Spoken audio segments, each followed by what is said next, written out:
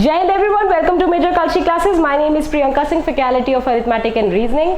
और आज हम देखने वाले हैं जो आईसीजी का क्वेश्चन पेपर हुआ है आपका, उसमें आपके अरिथमेटिक के सॉल्यूशंस, राइट। तो सबसे पहला क्वेश्चन है आपका कि वेटिकन शहर की आबादी 34300 है, यदि यह हर वर्ष 14.28% से बढ़ती है तो ज्ञात कीजिए शहर की आबादी 2 वर्ष बाद क्या होगी। तो आप क्या करेंगे, आपको पता है होना चाहिए कि 14.28% का मतलब होता है 1/7, ठीक है।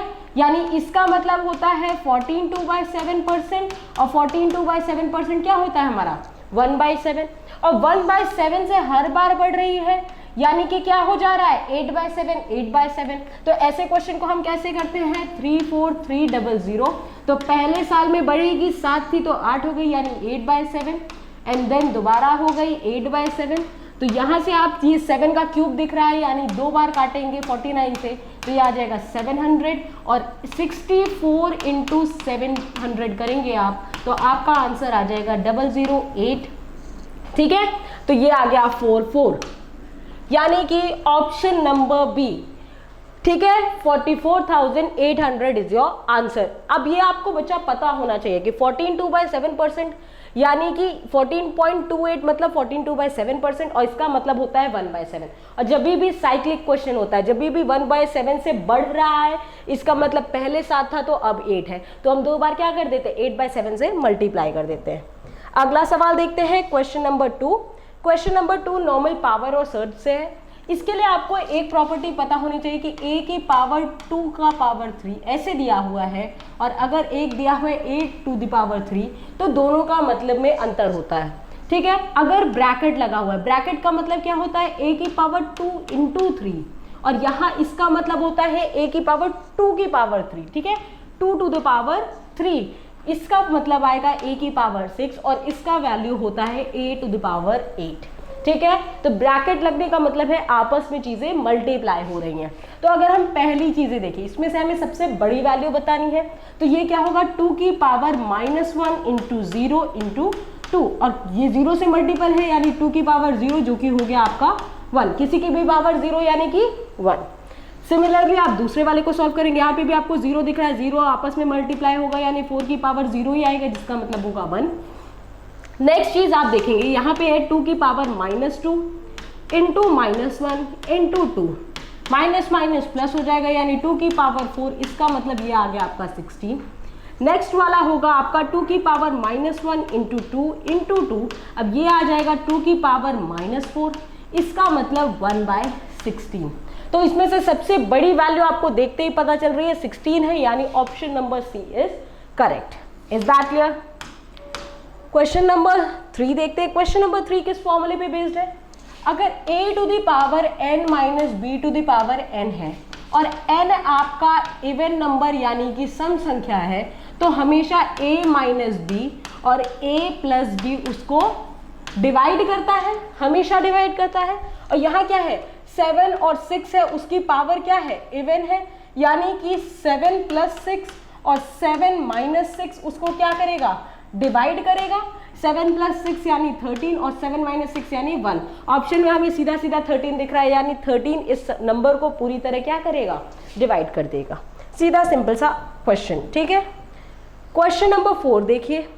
क्वेश्चन नंबर 4 में दिया है यदि 3 संख्याओं का औसत चौथी संख्या के 3 गुना है, यानी कितनी संख्याएं हैं 1 2 3 और 4 संख्याएं हैं, तो 3 संख्याओं का औसत एवरेज ऑफ 1 2 एंड 3 आपका कितना है। अगर आपका फोर्थ नंबर x है, तो इनका औसत कितना है आपका 3x है, ठीक है। अब आपको पता होना चाहिए बच्चों कि एवरेज जो होता है वो होता है sum upon number of observation. इसका मतलब आप कह सकते हैं sum is equals to average into number of observation. अब आपको दिया गया है कि यदि इन संख्याओं का औसत 5 है, यानी इन सब का औसत, ठीक है, एवरेज ऑफ 1 2 2, 3 और 4 जो है वो आपका 5 है। तो सबका सम कितना हो जाएगा? Average into number of observation, average कितना है 5 और कितने लोगों का है 4, यानी कि आ गया 20। यानी 1 + 2 + 3 + 4 कितना आ गया? 20। और आपको ये पता है कि अगर तीन चीजों का औसत आपका ये है तो यहां से सम आ जाएगा आपका 1 + 2 + 3 आपका आ जाएगा 3x × 3। भाई एवरेज कितना है? 3x और कितनी ऑब्जर्वेशन है? 3 है, तो 3x यानी कि आ गया 9x। यानी कि 1 + 2 + 3 ये आपका हो गया 9x और इसी में x फोर्थ नंबर तो आपका x है ही है, यानी +x का मान बराबर कितना हो गया? 20। तो 10x आ गया आपका 20, तो x आ गया 2। वही तो आपने फोर्थ नंबर माना है, यानी x का वैल्यू आ गया आपका 2। That is option number C. Is that clear? अगले सवाल की तरफ चलते हैं, क्वेश्चन नंबर 5। क्वेश्चन नंबर 5 में देखो क्या बोला है। एक व्यक्ति 20 किलोमीटर की यात्रा 5 किलोमीटर प्रति घंटे की चाल से तय करता है, तो वह नियत समय से 40 मिनट देर से पहुंचता है। यदि वह 8 किलोमीटर प्रति घंटे की यात्रा करे तो बताएं वह नियत समय से कितने पहले पहुंच जाएगा। ठीक है, एक रास्ता है बच्चा आपका 20 किलोमीटर का। अगर आप 5 किलोमीटर प्रति घंटे की चाल से जाते हैं तो आप नॉर्मल टाइम कुछ होगा तो आपको समय लग रहा है t + 40 मिनट। भाई लेट का मतलब क्या होता है? जितना समय लगना चाहिए उससे ज्यादा लग गया।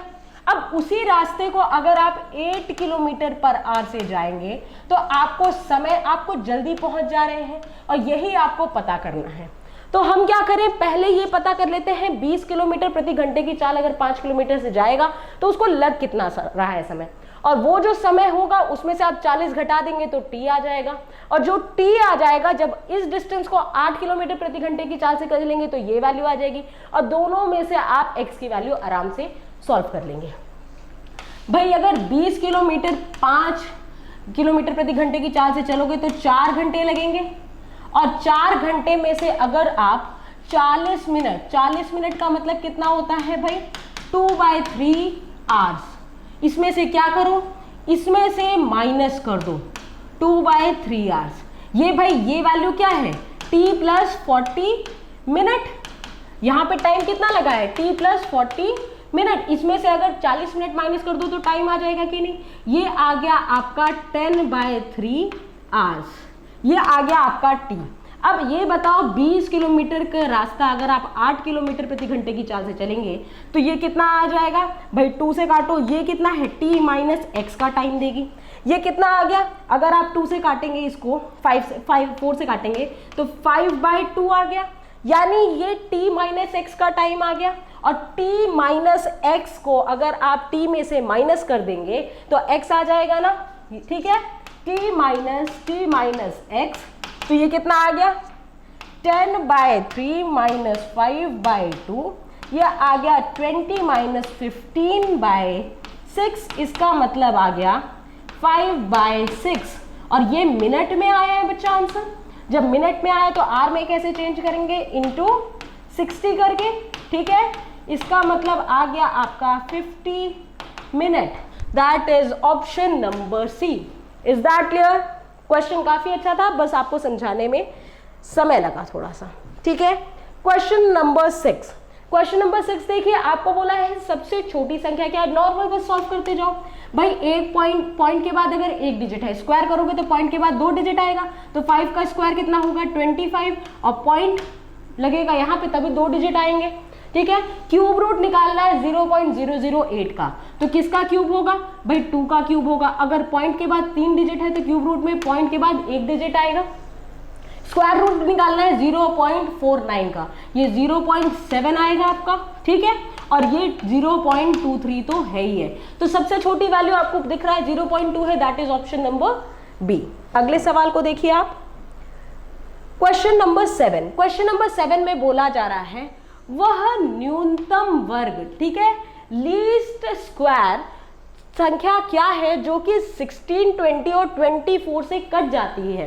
ठीक है, जब ऐसा क्वेश्चन आए बच्चों तो पहली बार तो न्यूनतम संख्या जब पूछे, इसका मतलब वो पूछना जा रहा है एलसीएम, और उस एलसीएम में आप क्या मल्टीप्लाई कर दें कि वो वर्ग बन जाए। तो हम पहले इनका निकालते हैं एलसीएम। इसको आप लिख सकते हैं 2 की पावर 4, इसको आप लिखेंगे 2 की पावर 2 इंटू कितना 5, ठीक है, और इसको आप लिखेंगे 2 की पावर 3 इंटू 3 लिखेंगे।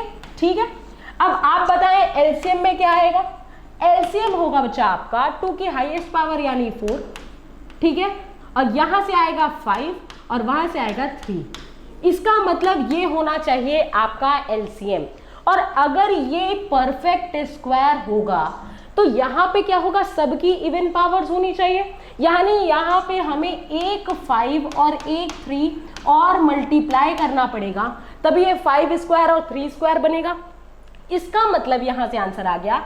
इसको आप सॉल्व करेंगे तो ये आ जाएगा 240 और इंटू 15 करेंगे आप तो ये आ जाएगा 0, ठीक है, ये आ जाएगा 036 यानी 3600। Is that clear? आपका आंसर आ गया 3600।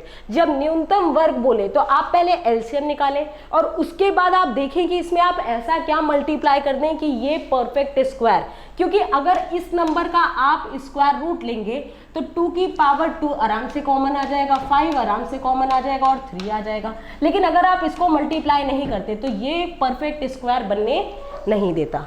Is that clear? अगले सवाल की तरफ चलते हैं, क्वेश्चन नंबर 8। क्वेश्चन नंबर 8 में बोला है कि 4 साल पहले, भाई आज का कोई प्रेजेंट समय रहा होगा, इससे 4 इयर्स पहले आपका रेशियो A:B दिया हुआ है 2:3 और 4 साल बाद रेशियो दिया हुआ है A:B का 5:7। तो आपसे पूछ रहा है कि अभी का समय क्या है, यानी अगर इस रेशियो को हम ध्यान से देखें तो हम लिख सकते हैं अभी का रेशियो, मान लीजिए 4 साल पहले का रेशियो आपका है 2:3, 2x और 3x रही होगी 4 साल पहले उम्र। अगर दोनों में हम 8 जोड़ दें तो उनके एज का रेशियो कितना हो जाएगा, 5:7 हो जाएगा कि नहीं हो जाएगा। बस नॉर्मली आप इसको क्रॉस मल्टीप्लाई करके सॉल्व कर लीजिए, ठीक है। तो ये कितना आ जाएगा 15x प्लस 40, यहाँ से x गया, ये आया, x का वैल्यू आ गया आपका 16, ठीक है, x का वैल्यू आया आपका 16। और जब x की वैल्यू 16 आई तो 16 यानी 2x का वैल्यू कितना आ गया, 2x आ गया आपका 32 और 3x आ गया आपका 48। ये तो अब वो उम्र है जो 4 साल पहले की आई है, तो अभी की उम्र क्या होगी, ये वाली, यानी दोनों में हमें 4 ऐड करना पड़ेगा, यानी आंसर आ गया 36 ईयर्स और ये हो गया 52 ईयर्स, ठीक है, यानी ऑप्शन नंबर डी, ठीक है। आगे चलते हैं, क्वेश्चन नंबर 9। क्वेश्चन नंबर 9 में आपसे क्या बोला है, एक व्यक्ति ने कुछ पेंसिल 5 रुपए की दर से खरीदा, 5 पेंसिल पर रुपए, यानी कि सीपी, एक आपको पता होना चाहिए सीपी और एक पता होना चाहिए एसपी। अब आप एक जगह इस तरह के क्वेश्चन में लिखते हैं क्वांटिटी और एक जगह लिखते हैं रुपीज, ठीक है, यहाँ लिखिए रुपीज और यहाँ लिखिए क्वांटिटी।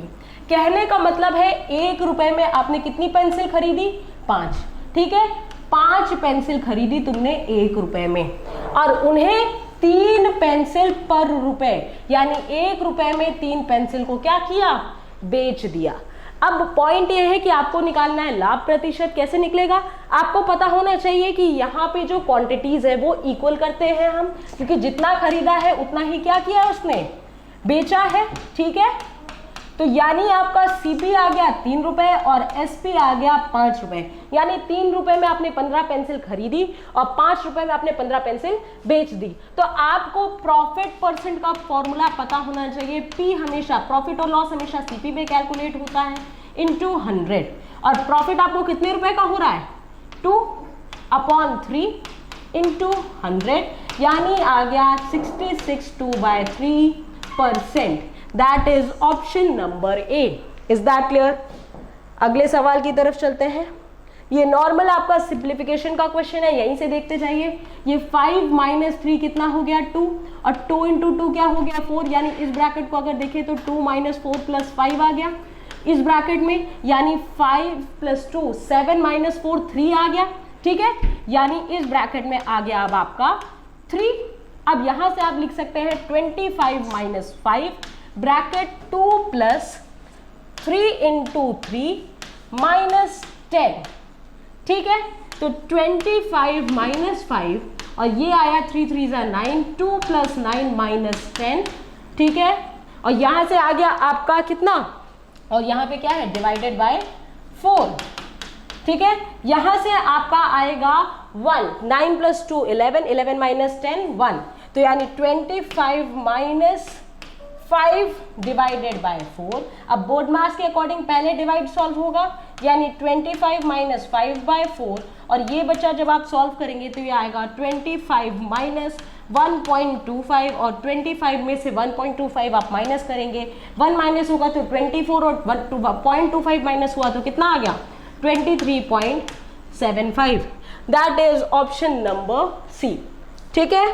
आगे चलते हैं, क्वेश्चन नंबर 11। क्वेश्चन नंबर 11 क्या है, आपसे बोला गया है एक वस्तु के अंकित मूल्य पर 10% की छूट देती जाती है तो उसे 20% का लाभ होता है।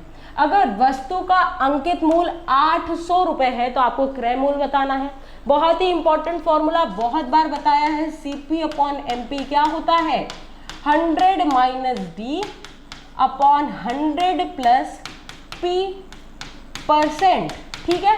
तो CP आपको निकालना है, आप मान लीजिए X, MP आपको दिया है अंकित मूल्य यानी 800, और डिस्काउंट यानी कितना दिया है छूट 10% यानी कि 90% हो गया, हाँ, और आपको लाभ कितना हुआ है 20%, 20 आप 100 में जोड़ेंगे तो कितना हो गया 120%, प्रतिशत से प्रतिशत कैंसिल, 0 से 0, ये 3 से काटेंगे तो 3/4 आ गया, और 4 से 800 कटेगा तो 200 आ गया, तो X की वैल्यू आ गई आपकी 600, ठीक है। X क्या मतलब CP, यानी कि option number D. Next question देखिए, क्वेश्चन नंबर 12। क्वेश्चन नंबर 12 में कहा है यदि 3 पुरुष और या 6 महिला एक काम को 16 दिन में कर सकते हैं तो 12 पुरुष तथा 8 महिलाएं उस काम को कितने दिन में पूरे करेंगी। जब या आता है तो बच्चों मैंने बताया है बराबर होता है, जब तथा लगता है इसका मतलब आपको ऐड करना होता है, यानी कि टोटल वर्क का फॉर्मूला होता है man into efficiency into days, ठीक है। कितने आदमी कितनी क्षमता के साथ कितने दिन तक काम करेंगे। हमने मान लिया कि मैन की इफिशियंसी m है, ठीक है, मैन की इफिशियंसी m है और वुमेन की इफिशियंसी आपकी n है। तो आप क्या करेंगे भाई, टोटल वर्क यानी 3 पुरुष यानी 3m इंटू 16 बराबर होगा आपका 6 वुमेन इंटू 16। जब इक्वल डेज होता है इसको लिखने की भी जरूरत नहीं होती। तो मैन अपॉन वुमेन कितना आ गया 2/1, यानी आदमी की क्षमता 2 है और वुमेन की क्षमता 1 है। इस इक्वेशन को आप पढ़ के ही सॉल्व कर सकते हैं, यानी 12 आदमी पुरुष की जगह लिखेंगे आप 2 इंटू 2 प्लस 8 इंटू वुमेन की जगह कितना है महिला 1, ये आ गया, यानी कि कितना हो गया ये 24 प्लस 8, इसका मतलब आया 32, यानी 32 एक दिन में कितना काम करेंगे मैन और वुमेन 32 यूनिट। टोटल वर्क कितना होगा आपका, आपको टोटल वर्क निकालना पड़ेगा। टोटल वर्क किसी भी फॉर्मूले से निकाल लें, इसमें अगर आप पुट कर दें तो कितना हो जाएगा 3 इंटू 2 इंटू 16, यानी कि आ गया 96 यूनिट। यानी काम कितना है आपका 96 यूनिट, 96 यूनिट। और अगर एक दिन में आप 32 यूनिट कर रहे हैं तो 96/32 कितना हो गया ये 3 डेज, यानी कि 3 दिन तक काम करेंगे तो पूरा हो जाएगा, यानी ऑप्शन नंबर सी, ठीक है। आगे चलते हैं, क्वेश्चन नंबर 13। क्वेश्चन नंबर 13 में ये कहा गया है किसी संख्या नहीं पता है x मानो, संख्या का मतलब मल्टीप्लाई 1/9 उसी संख्या के 1/10 भाग से 4 अधिक है, यानी x का 1/9 में से अगर आप x के 1/10 को घटा देंगे तो आपको कितना मिलेगा 4, x/9 जो है वो x/10 से 4 ज़्यादा है। तो ये सॉल्व किया आपने, कितना आया, नीचे आया आपका 90, एलसीएम लेने पे ऊपर 1 बचेगा, 4 आ गया, तो x का वैल्यू आ गया आपका 360। That is option number B. ठीक है, अगला क्वेश्चन देखते हैं, क्वेश्चन नंबर 14। ठीक है, यहाँ पे रेशियो दिया हुआ है। इस तरह का रेशियो का मतलब ये होता है 3, ए का मतलब भी 3 है, सी का मतलब भी 3 है, ई का मतलब भी 3 है, बी का मतलब 3/1, तो बी का मतलब 1 है, डी का मतलब 1 है और एफ का भी मतलब 1 है। यहाँ पे आप सीधी सीधी वैल्यू पुट कर ले, तो ए अगर 3 है तो ये आ गया 9 + 3, सी अगर 3 है तो ये भी आ गया 9 + 4, ई अगर आपका 3 है तो ब्रैकेट में अगेन कितना आ जाएगा 9 और अपॉन में आ जाएगा 2 × 1 + 3 × 1 + 4 × 1। अगर आप ऊपर वाले ब्रैकेट से 9 कॉमन ले लें तो अंदर मिलेगा 2 + 3 × 4 अपॉन, ठीक है एक सेकेंड, ये प्लस, अपॉन 2 + 3 + 4। अब ये देखिए ये ब्रैकेट पूरा पूरा कैंसिल, यानी आंसर बचा आपका 9, that is option number D. ठीक है, अगला सवाल देखते हैं जो कि हमारा आखिरी सवाल है, क्वेश्चन नंबर 15। अगला सवाल देखते हैं बच्चों। अगला सवाल यह है कि अगर 1600 रुपए की धनराशि 2 वर्ष 3 महीने के लिए साधारण ब्याज रुपए इतना देती है तो आपको बताना है ब्याज का दर। आपको पता है कि साधारण ब्याज का फॉर्मूला क्या होता है, SI = P × R × T/100। यहाँ पे आपको साधारण ब्याज दिया है, मूलधन दिया है और आपको समय दिया है, रेट आपको पता करना है।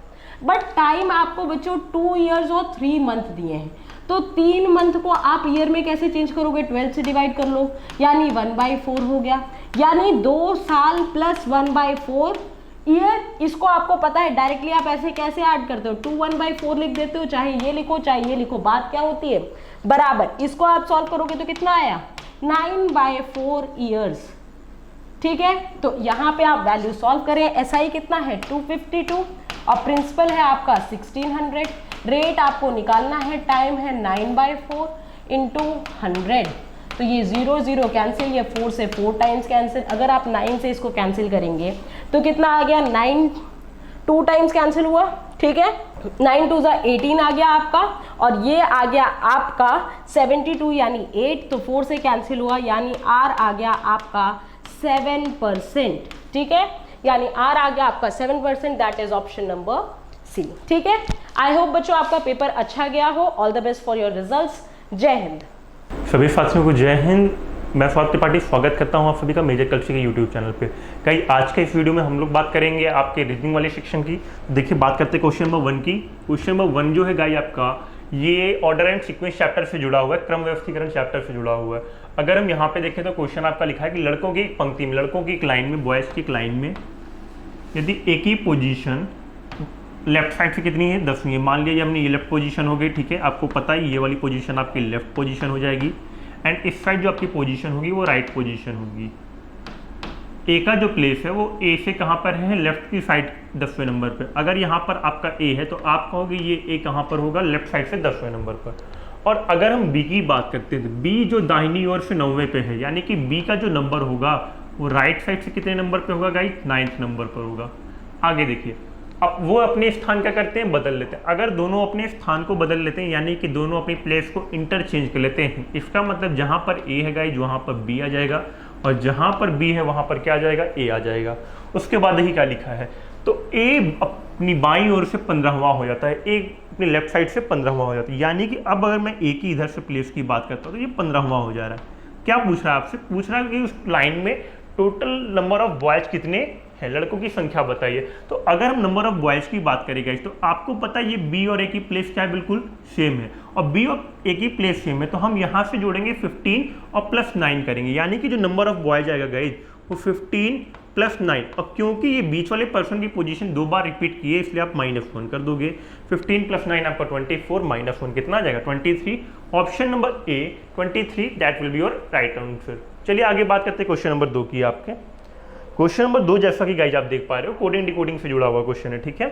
तो कोडिंग डिकोडिंग वाले क्वेश्चन की अगर हम बात करते हैं गाइज तो यहाँ पे हमें दिख रहा है यदि O = 12, O का मतलब कितना दिया हुआ है, 12 दिया हुआ है।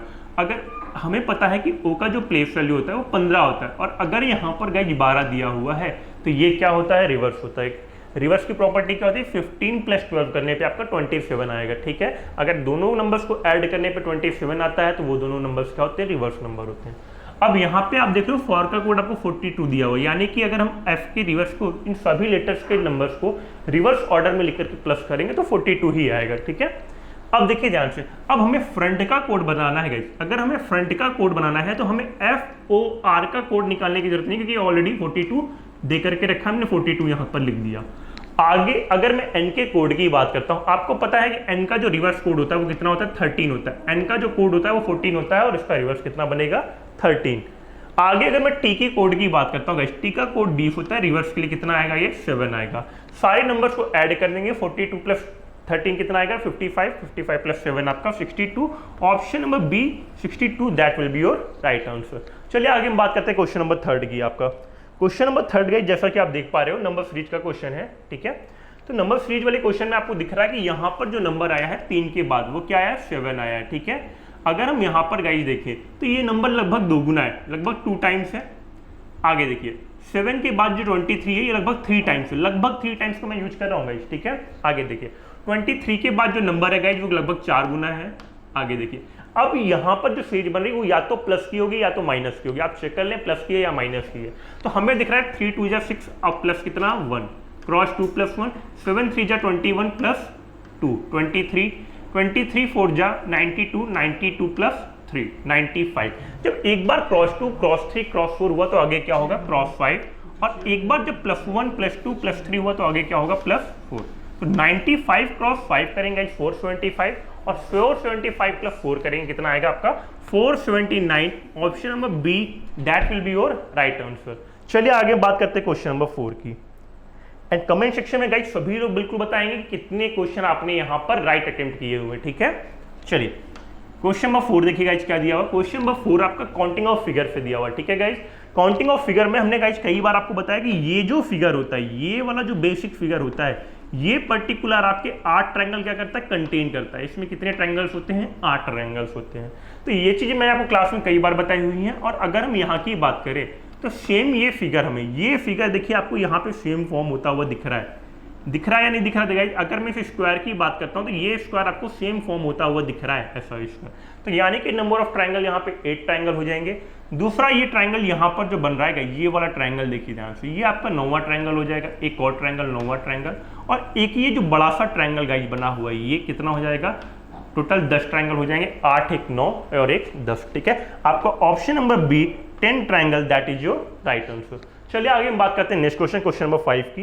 क्वेश्चन नंबर 5 गाइस जैसा कि हम देख पा रहे हैं यहाँ पर क्या दिया है क्वेश्चन नंबर 5 में। क्वेश्चन नंबर 5 आप देख रहे हो यहाँ पे वेन डायग्राम से जुड़ा हुआ क्वेश्चन आपका है, ठीक है।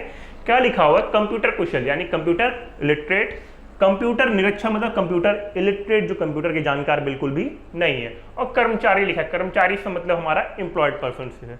तो गाइस इस तरह के क्वेश्चन आप सबसे पहले बड़े ग्रुप को फॉर्म करते हो। अगर हम बड़े ग्रुप को फॉर्म करते हैं तो बड़ा ग्रुप क्या है आपका, कर्मचारी, और कर्मचारी को ही आप क्या कहते हैं, एम्प्लॉयज, ठीक है। बड़ा ग्रुप जो है आपका वो एम्प्लॉयज का है, एम्प्लॉयज का मतलब क्या हुआ, कर्मचारी। आगे अगर मैं बात करता हूं तो उसके बाद क्या लिखा हुआ, कंप्यूटर कुशल और कंप्यूटर इलिटरेट। गाइस हमें पता है कि कंप्यूटर कुशल, कंप्यूटर लिटरेट और कंप्यूटर इलिटरेट दोनों अलग अलग बनेंगे। क्यों, क्योंकि इन दोनों का आपस में कुछ भी लेना देना नहीं है। तो यानी कि ये वाला जो पर्सन होगा क्या होगा, ये कंप्यूटर कुशल होगा, कंप्यूटर लिटरेट जिसे आप कहते हो, ठीक है। और अगर हम इस वाले पर्सन को बनाएंगे तो ये पर्सन क्या हो जाएगा, कंप्यूटर इलिटरेट यानी कंप्यूटर अकुशल या कंप्यूटर निरक्षर जो लिखा हुआ, ठीक है। ये चीजें क्लियर है सभी को। बीच वाला जो पर्सन है गाइस वो एम्प्लॉयज का है। कुछ ये जो पार्ट ऐसा है, ये ऐसे आपके कंप्यूटर चलाने वाले जो ऑलरेडी एम्प्लॉयड हैं, और ये वाला जो पार्ट है गाइस ये इसलिए ओवरलैप किया है क्योंकि ये ऐसे पर्सन है जिन्हें कंप्यूटर चलाना नहीं आता है, वो इलिटरेट है कंप्यूटर के मामले में, और वहां पे वो क्या है, ऑलरेडी एम्प्लॉयड, ठीक है। तो इसका जो राइट आंसर होगा वो हमारा ऑप्शन नंबर बी जैसा बिल्कुल सेम बन रहा है, तो option number B that will be your right answer. चलिए आगे बात करते हैं नेक्स्ट क्वेश्चन की गाइस, क्वेश्चन नंबर 6 की। क्वेश्चन नंबर 6 गाइस देखिए ध्यान से, क्वेश्चन नंबर 6 जो है आपका ये ब्लड रिलेशन से जुड़ा हुआ क्वेश्चन है, ठीक है। ब्लड रिलेशन के क्वेश्चन देखिए जरा, पहली लाइन क्या लिखा है, Rahul and Robin are brothers. Rahul और रॉबिन क्या है, भाई है। अगर गाइस राहुल और रॉबिन भाई है तो हमने ये वाला पार्ट राहुल बना लिया, ठीक है। राहुल और भाई के लिए हमारा स्ट्रेट लाइन का सिंबल, राहुल और रॉबिन क्या है, भाई है। अगर भाई है गाइस तो आप दोनों पे क्या लगा दोगे, ट्रायंगल लगा दोगे। हमने यहाँ पर दोनों पर ट्रायंगल बना दिया, ठीक है। आगे देखिए क्या लिखा है, प्रमोद रॉबिन के पिता है। प्रमोद क्या है? रॉबिन के फादर। अगर प्रमोद गाइज रॉबिन के फादर है तो आप यहां पर एक लाइन खींचोगे, ऊपर आप क्या लिख दोगे? प्रमोद, ठीक है। चलिए फादर है तो उस पर एक ट्रायंगल। आगे देखिए क्या लिखा हुआ, शीला प्रमोद की बहन है। शीला क्या है? प्रमोद की सिस्टर। अगर शीला प्रमोद की सिस्टर है मीन्स यहाँ पे एक लाइन आप और खींचोगे, यहाँ पे हमने क्या बना दी? शीला बना दिया, उस पर आप सर्कल ड्रॉ कर दोगे क्योंकि वो ऑलरेडी क्या है? फीमेल है, बहन है। तो आगे देखिए क्या लिखा, प्रेमा प्रमोद की भांजी है। प्रेमा क्या है? प्रमोद की नीस है। नीस का मतलब भांजी, और भांजी का मतलब क्या? बहन की बेटी, ठीक है। प्रेमा यहाँ पर इसकी प्रमोद की भांजी है। आगे देखिए क्या लिखा है गाइज, लिखा है शुभा शीला की नातिन है। नातिन का मतलब क्या हो गया? ग्रैंड डॉटर भी आप कह सकते हो, यानी कि शुभा जो होगी वो शीला की ग्रैंड डॉटर है, यानी कि प्रेमा की भी क्या है? बेटी है, यानी कि शुभा का जनरेशन यहाँ पे आ जाएगा। शुभा दो जनरेशन नीचे होगी शीला से। अब क्वेश्चन देखिए क्या पूछा है, राहुल शुभा का क्या लगता है गाइस? राहुल शुभा का पूछा है, तो इट मीन्स हमसे जो क्वेश्चन पूछा है वो एक जनरेशन ऊपर ये वाला पूछ रहा है, ठीक है। तो अगर हम यहाँ की बात करेंगे तो ये क्या लगेगा? मामा लगेगा, ठीक है। Option number see that will be your right answer, ठीक है। Maternal uncle that will be your right answer of this question number 6, ठीक है। चलिए आगे चलते हैं, बात करते हैं क्वेश्चन नंबर 7 की।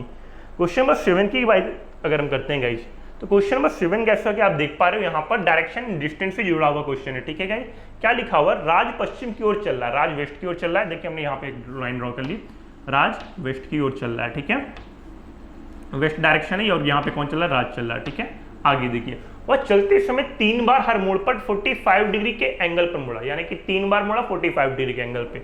एक बार राइट गया, 2 बार राइट गया, उसके बाद क्या गया? लेफ्ट गया। गाइस कभी भी अगर आपको इस तरह का क्वेश्चन मिले तो बार बार आपको क्वेश्चन में बार बार घुमाने की जरूरत नहीं होती है। आप सिंपली अगर एक राइट से एक लेफ्ट को क्या कर सकते हो? कैंसिल आउट कर सकते हो, बशर्ते एंगल बराबर होना चाहिए। अब देखिए ध्यान से, यहाँ पर अगर हम वेस्ट की ओर जा रहे हैं तो हमें एक बार 45 डिग्री एंगल पर राइट साइड की ओर मुड़ना पड़ेगा। अगर मैं यहाँ पर एक बार 45 डिग्री के एंगल पर राइट साइड की ओर मुड़ता हूँ क्वेश्चन को, ठीक है, तो कहने का मतलब ये जो राज वेस्ट साइड की ओर पश्चिम की ओर जा रहा था, अब वो कहाँ पे हेडेड होगा? नॉर्थ वेस्ट की ओर हेडेड होगा, जिसे आप उत्तर पश्चिम कहते हो। तो इस क्वेश्चन का राइट आंसर कितना आएगा? अब वो किस दिशा में जा रहा है? ऑप्शन नंबर ए, उत्तर पश्चिम दिशा की ओर जा रहा है। चलिए बढ़ते हैं आगे क्वेश्चन और बात करते हैं क्वेश्चन नंबर 8 की। सभी लोग ऑलरेडी काउंट करते रहे कितने कितने क्वेश्चन उन्होंने राइट किए हुए हैं, ठीक है, और कमेंट बॉक्स में बिल्कुल मुझे बताएंगे कितने क्वेश्चन उनके राइट हुए हैं, ठीक है। चलिए आगे चलते हैं, क्वेश्चन नंबर 8 की बात करते हैं गाइस। तो क्वेश्चन नंबर 8 आपको दिख रहा है कि पेपर कटिंग एंड फोल्डिंग का क्वेश्चन है, ठीक है। पेपर कटिंग एंड फोल्डिंग के क्वेश्चन में गाइस आपको पहले पीस ऑफ पेपर को इस तरह से फोल्ड किया, उसके बाद फाइनली कट मार्क यहाँ पर लगा दिया है। अगर इसको गाइस हम क्या करते हैं? अनफोल्ड करते हैं, ठीक है। इस कट मार्क को हटा के अनफोल्ड करते हैं। तो देखिए ध्यान से, हमें पता है कि अगर ये पार्ट गाइस इधर की ओर मुड़ा है तो ये वाला जो पार्ट बना है, ये यहाँ पर ये जो पार्ट बना है गाइस, ये वाला पार्ट आपको पता है कि ये वाला पार्ट घूम करके कुछ ऐसा पार्ट बन जाएगा। तो यानी कि आप वो ऑप्शन ढूंढोगे जहां पर ये वाला पार्ट कुछ इस प्रकार बना होगा। तो अगर मैं ऐसा ऑप्शन देखता हूँ ये क्या यहाँ पे ये बना है? बिल्कुल नहीं। तो हमें ऑप्शन नंबर डी पर देखिए ये वाला पार्ट दिख रहा है, ये वाला पार्ट। तो कहने का मतलब जितने भी फिगर्स वाले क्वेश्चन है वहां पे ऑप्शन का बहुत बड़ा रोल होता है गाइस, ठीक है। तो यहाँ पर जो आपका आंसर राइट होगा वो option number D, that will be your right answer. चलिए आगे बात करते हैं नेक्स्ट क्वेश्चन की ओर, क्वेश्चन नंबर 9। क्वेश्चन नंबर 9 जैसा कि गाइस हम देख पा रहे हैं, क्वेश्चन नंबर 9 आपका कैलेंडर एंड क्लॉक चैप्टर से जुड़ा हुआ है, ठीक है, कैलेंडर चैप्टर से जुड़ा हुआ है। यहाँ पर देखिए क्या लिखा हुआ है, एक व्यक्ति का जन्म, एक व्यक्ति का बर्थडे जो है वो 6 अप्रैल 1976 को हुआ, ठीक है। यदि उसी दिन मंगलवार था, उस दिन क्या था डे? मंगलवार था एंड ट्यूसडे था। 1990 में उसके डेट ऑफ बर्थ पर, 1990 पर उसके बर्थडे पर कौन सा डे होगा? तो हम देख पा रहे हैं 6 अप्रैल 1976 के बाद कितने दिन का गैप है? अगर मैं यहाँ पे 6 अप्रैल 1976 को कहता हूँ ट्यूसडे है, मंगलवार जिसे आप कह रहे हो, ठीक है, ट्यूसडे था, तो आपको दिख रहा है कि 1990, जैसे ही हम 6 अप्रैल 1990 की बात करते हैं गाइस, 6 अप्रैल 1990 की बात करते हैं, सीधे सीधे हमें 14 ईयर्स का गैप दिख रहा है। और जब भी आपका 14 ईयर्स का गैप होता है गाइस तो आपको प्लस 14 डेज क्या करने पड़ जाते हैं? ऐड करने पड़ जाते हैं, ठीक है। और प्लस 14 डेज तो आपने ऐड करने, क्यों ऐड किए? क्योंकि 14 साल का बीच में डिस्टेंस गैप दिख रहा है। बट यहां पर आपको देखोगे तो आपको 3 लीप ईयर्स भी पड़ेंगे। पढ़ तो 4 लीप ईयर रहे, बट आप 1976 को काउंट नहीं करोगे क्योंकि ऑलरेडी यहाँ पे 28 फरवरी के बाद की डेट दी हुई है, ठीक है। तो आप 3 लीप ईयर को काउंट करोगे जो कि लाइन से 1980, 1984 और 1988, ठीक है, ये 3 आपके लीप ईयर होंगे और ये 3 leap year plus 3 days already यहाँ पर बढ़ा देंगे। तो यहां पर आप देख रहे हो कि +14 +3 हो गया, जहां पे आप +14 को कट कर सकते हो। क्यों कट करते हो आप? क्योंकि हर 7 डेज के बाद आपका डे क्या होता है, रिपीट करता है, तो 14 डेज बाद भी डे आपका रिपीट करेगा। यानी कि हम ट्यूसडे में +3 ऐड करेंगे, ट्यूसडे में 3 ऐड करने पे आपको पता क्या आएगा, मंगलवार में अगर आप 3 दिन ऐड करते हो गाइस, तो your right answer will be Friday, जिसे आप शुक्रवार कहते हो। ठीक है, चलिए आई होप यहां तक सारी चीजें आपको क्लियर होंगी। ऑप्शन नंबर डी शुक्रवार, that will be your right answer of question number 9। चलिए आगे बात करते हैं आपके लास्ट क्वेश्चन नंबर 10 की। क्वेश्चन नंबर 10 जो है आपका सिटिंग अरेंजमेंट चैप्टर से जुड़ा हुआ है। ठीक है, सिटिंग अरेंजमेंट चैप्टर की अगर हम बात करते हैं, क्या लिखा हुआ है, 6 मित्र घेरे में बैठे हैं। ठीक है, घेरे में बैठे हैं यानी कि क्या कर रहे हैं, सर्कुलर टेबल बनेगी। ठीक है, सर्कुलर टेबल बनेगी, देखिए कुछ हमारी इस तरह की टेबल बन जाएगी। ठीक है, 6 मित्र हैं। आगे देखिए क्या लिखा, कैनी डैनी के बाईं ओर, कैनी डैनी के लेफ्ट साइड की ओर है। अगर हम कैनी को बनाएंगे गाइस डैनी के लेफ्ट साइड की ओर, तो हमारा डैनी यहां बनेगा, कैनी कहां बनेगा, यहां पर बनेगा। ठीक है, कैनी डैनी के लेफ्ट साइड पर। बॉबी और जॉनी के बीच में माइकल है, बॉबी और जॉनी के बीच में क्या है, माइकल है। तो यहाँ पे हमें कहीं बॉबी दिख रहा है ना, तो कहीं हमारा जॉनी दिख रहा है, हम अलग से बना लेते हैं। बॉबी और जॉनी के बीच में कौन है, माइकल है। ठीक है, ये लाइन इस तरफ बनाएंगे क्योंकि बॉबी और जॉनी अपनी प्लेस को इंटरचेंज कर सकते हैं। आगे देखिए क्या लिखा है, कैनी और बॉबी के बीच में कौन है गाइस, रॉजर है। कैनी और बॉबी के बीच में रॉजर है, तो रॉजर और कैनी तो यहाँ रॉजर तो यहाँ बन ही नहीं सकता गाइस। ठीक है, तो कैनी और बॉबी के बीच में रॉजर, यानी कैनी यहाँ पर है तो बॉबी यहाँ पर होगा, रॉजर यहाँ पर होगा। ठीक है, आगे देखिए उसके बाद क्या दिया था, बॉबी और जॉनी के बीच में माइकल है। जॉनी और माइकल यहाँ नहीं बैठ सकते गाइस, जॉनी आपका यहाँ बैठेगा, बॉबी और जॉनी के बीच में कौन है, माइकल। क्या पूछा है, माइकल के दाईं ओर कौन है, माइकल के राइट साइड पर कौन है। आपको पता है माइकल के राइट साइड का मतलब माइकल के एंटी क्लॉक। ठीक है, और माइकल के अगर हम एंटी क्लॉक पे जाते हैं, कौन बैठा हुआ है यहाँ पे, Bobby, that will B right answer. Option number D आपका बॉबी बिल्कुल क्या होगा, राइट आंसर। क्लियर है? तो सभी साथी कमेंट बॉक्स में बताएं कितने क्वेश्चन उन्होंने राइट किए हैं। ठीक है, तो चलिए आपका हमारा साथ आज के लिए इतना ही रहेगा। तब तक के लिए सभी साथियों को जय हिंद, मिलते हैं आप सभी से नेक्स्ट वीडियो में। देखें यहाँ पे जो अभी आपका एग्ज़ाम इंडियन कोस्ट गार्ड का हुआ है, उसका जनरल साइंस का जो पार्ट है उसका आंसर देखिए मेरे द्वारा।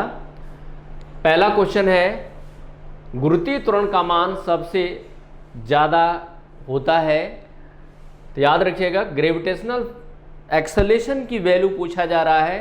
ग्रेविटेशनल एक्सेलेरेशन की वैल्यू मैक्सिमम यहाँ पे पहला ऑप्शन दे रखा है, ध्रुवों पर, विषुवत रेखा पर, पृथ्वी के केंद्र पर, इसमें से कोई नहीं। तो poles, equator, centre of earth, इनमें से कोई नहीं। तो आंसर है अर्थ के जो ध्रुव होते हैं वहाँ पे जो पोल्स होते हैं वहाँ पे ग्रेविटी की वैल्यू मैक्सिमम होती है और वहाँ पे वेट की वैल्यू भी मैक्सिमम होगी। फिर अगर हम बात करते हैं इक्वेटर पे, विषुवत रेखा पे, तो इक्वेटर पे जो ग्रेविटी की वैल्यू होती है वो सबसे कम होती है। और यहाँ पे अगर बात करते हैं पृथ्वी के केंद्र पे, तो वहाँ पे ग्रेविटी की वैल्यू 0 होती है। हमारे क्वेश्चन में ये पूछा गया है गुरुत्वीय त्वरण का मान सबसे ज़्यादा कहाँ पे होता है, तो ध्रुवों पे होता है। आंसर ए है, आंसर ए है, आंसर ये है। आइए हम नेक्स्ट क्वेश्चन देखते हैं। नेक्स्ट क्वेश्चन है, सेकेंड पेंडुलम की लंबाई लगभग होती है।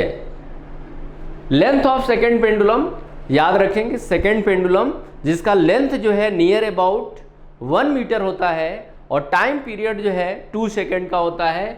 तो इसमें आपसे पूछा गया है इस सेकेंड पेंडुलम की लंबाई नियर अबाउट लगभग 1 मीटर, फिर यहाँ पे दे रखा है 0.5 मीटर, 1.5 मीटर, इसमें से कोई नहीं। तो लगभग जो है 1 मीटर होता है। आंसर ये है, आंसर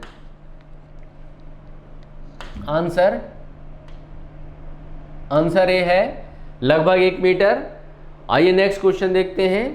नेक्स्ट क्वेश्चन, किसी दर्पण को पानी में डुबोया जाता है तो उसके फोकस दूरी के ऊपर क्या इफेक्ट पड़ता है।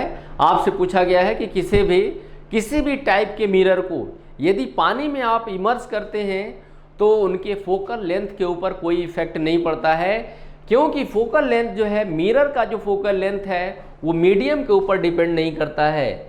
तो इसमें कोई प्रभाव नहीं होगा। आंसर सी है, कोई प्रभाव नहीं। याद रखिएगा, किसी भी मिरर को चाहे वो कॉनकेव मिरर हो, कॉन्वेक्स मिरर हो, प्लेन मिरर हो, उनके फोकल लेंथ के ऊपर मीडियम का कोई इफेक्ट नहीं होता है। आइए नेक्स्ट क्वेश्चन देखते हैं। 1 किलोवाट घंटा में कुल कितने जूल होते हैं? How many joule in the 1 kilowatt hours?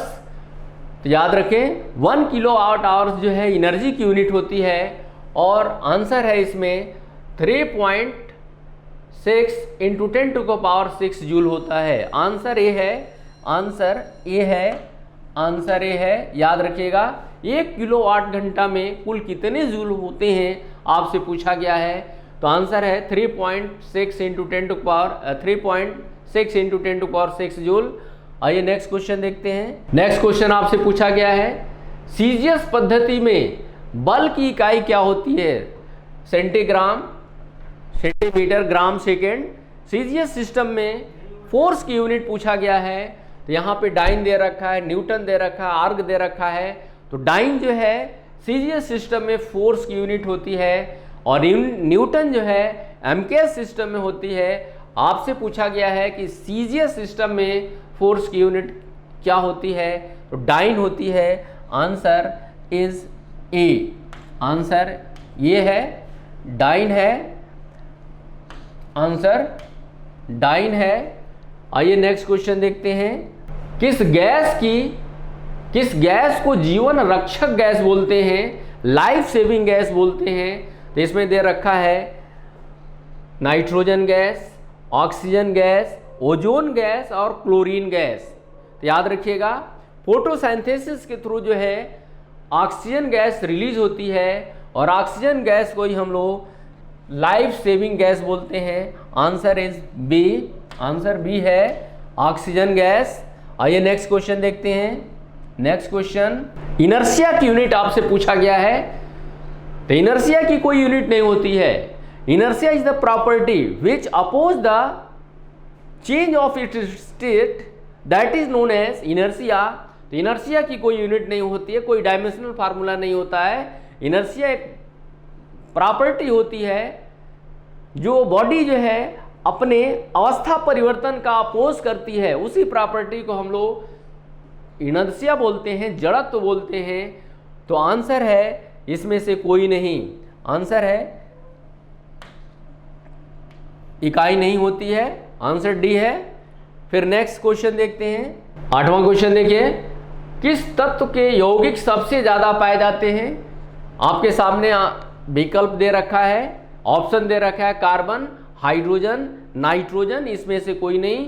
तो याद रखिएगा कार्बन के नॉन मेटल है, कार्बन के कंपाउंड सबसे ज़्यादा पाए जाते हैं और इसका रीजन क्या है? क्योंकि इसमें केटेनेशन पावर सबसे ज़्यादा होता है और अपने ग्रुप में सबसे स्मॉलर साइज में होता है और इसलिए इसके कंपाउंड सबसे ज़्यादा होते हैं। केटेनेशन पावर अपने ग्रुप में सबसे ज़्यादा कार्बन का होता है और उसके बाद से डिक्रीज करने लगता है। आंसर है, answer is a, answer A है।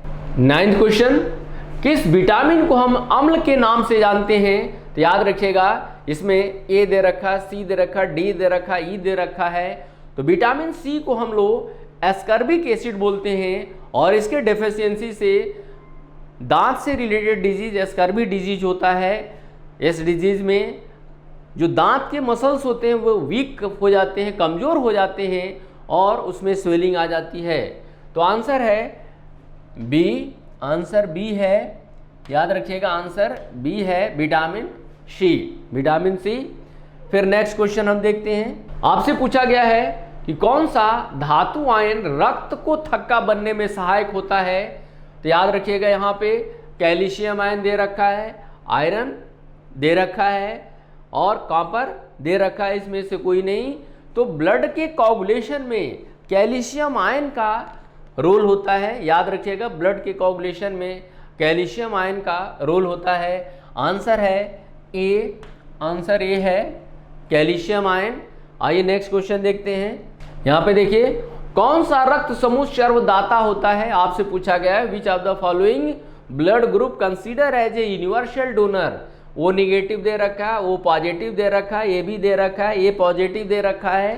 तो याद रखिएगा ओ निगेटिव, ओ निगेटिव जो है इसी को हम लोग यूनिवर्सल डोनर बोलते हैं, यूनिवर्सल डोनर बोलते हैं। और नेगेटिव पॉजिटिव का मतलब ये है कि अगर आरएस फैक्टर पाया जाता है ब्लड में तो पॉजिटिव ब्लड ग्रुप कहलाता है, यदि आरएस फैक्टर एब्सेंट है तो नेगेटिव ब्लड ग्रुप कहलाता है। यहाँ पे कौन सा रक्त सर्वदाता के रूप में, तो वो नेगेटिव को कंसीडर किया जाता है, वो नेगेटिव को। आंसर है ए, आंसर ए है वो नेगेटिव, वो नेगेटिव। आइए देखते हैं नेक्स्ट क्वेश्चन।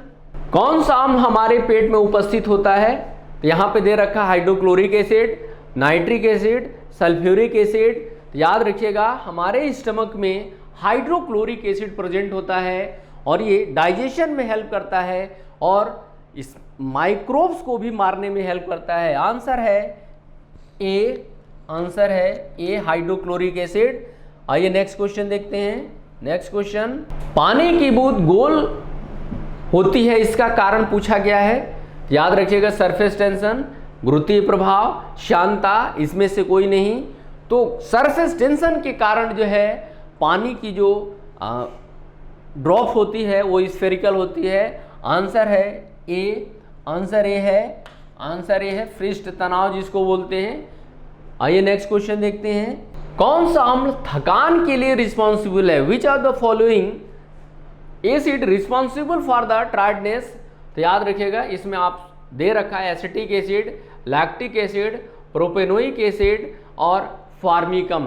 तो हमारे बॉडी में मांसपेशियों में थकान के लिए लैक्टिक एसिड रिस्पॉन्सिबल है। आंसर बी, आंसर है लैक्टिक एसिड, आंसर है लैक्टिक एसिड, लैक्टिक एसिड।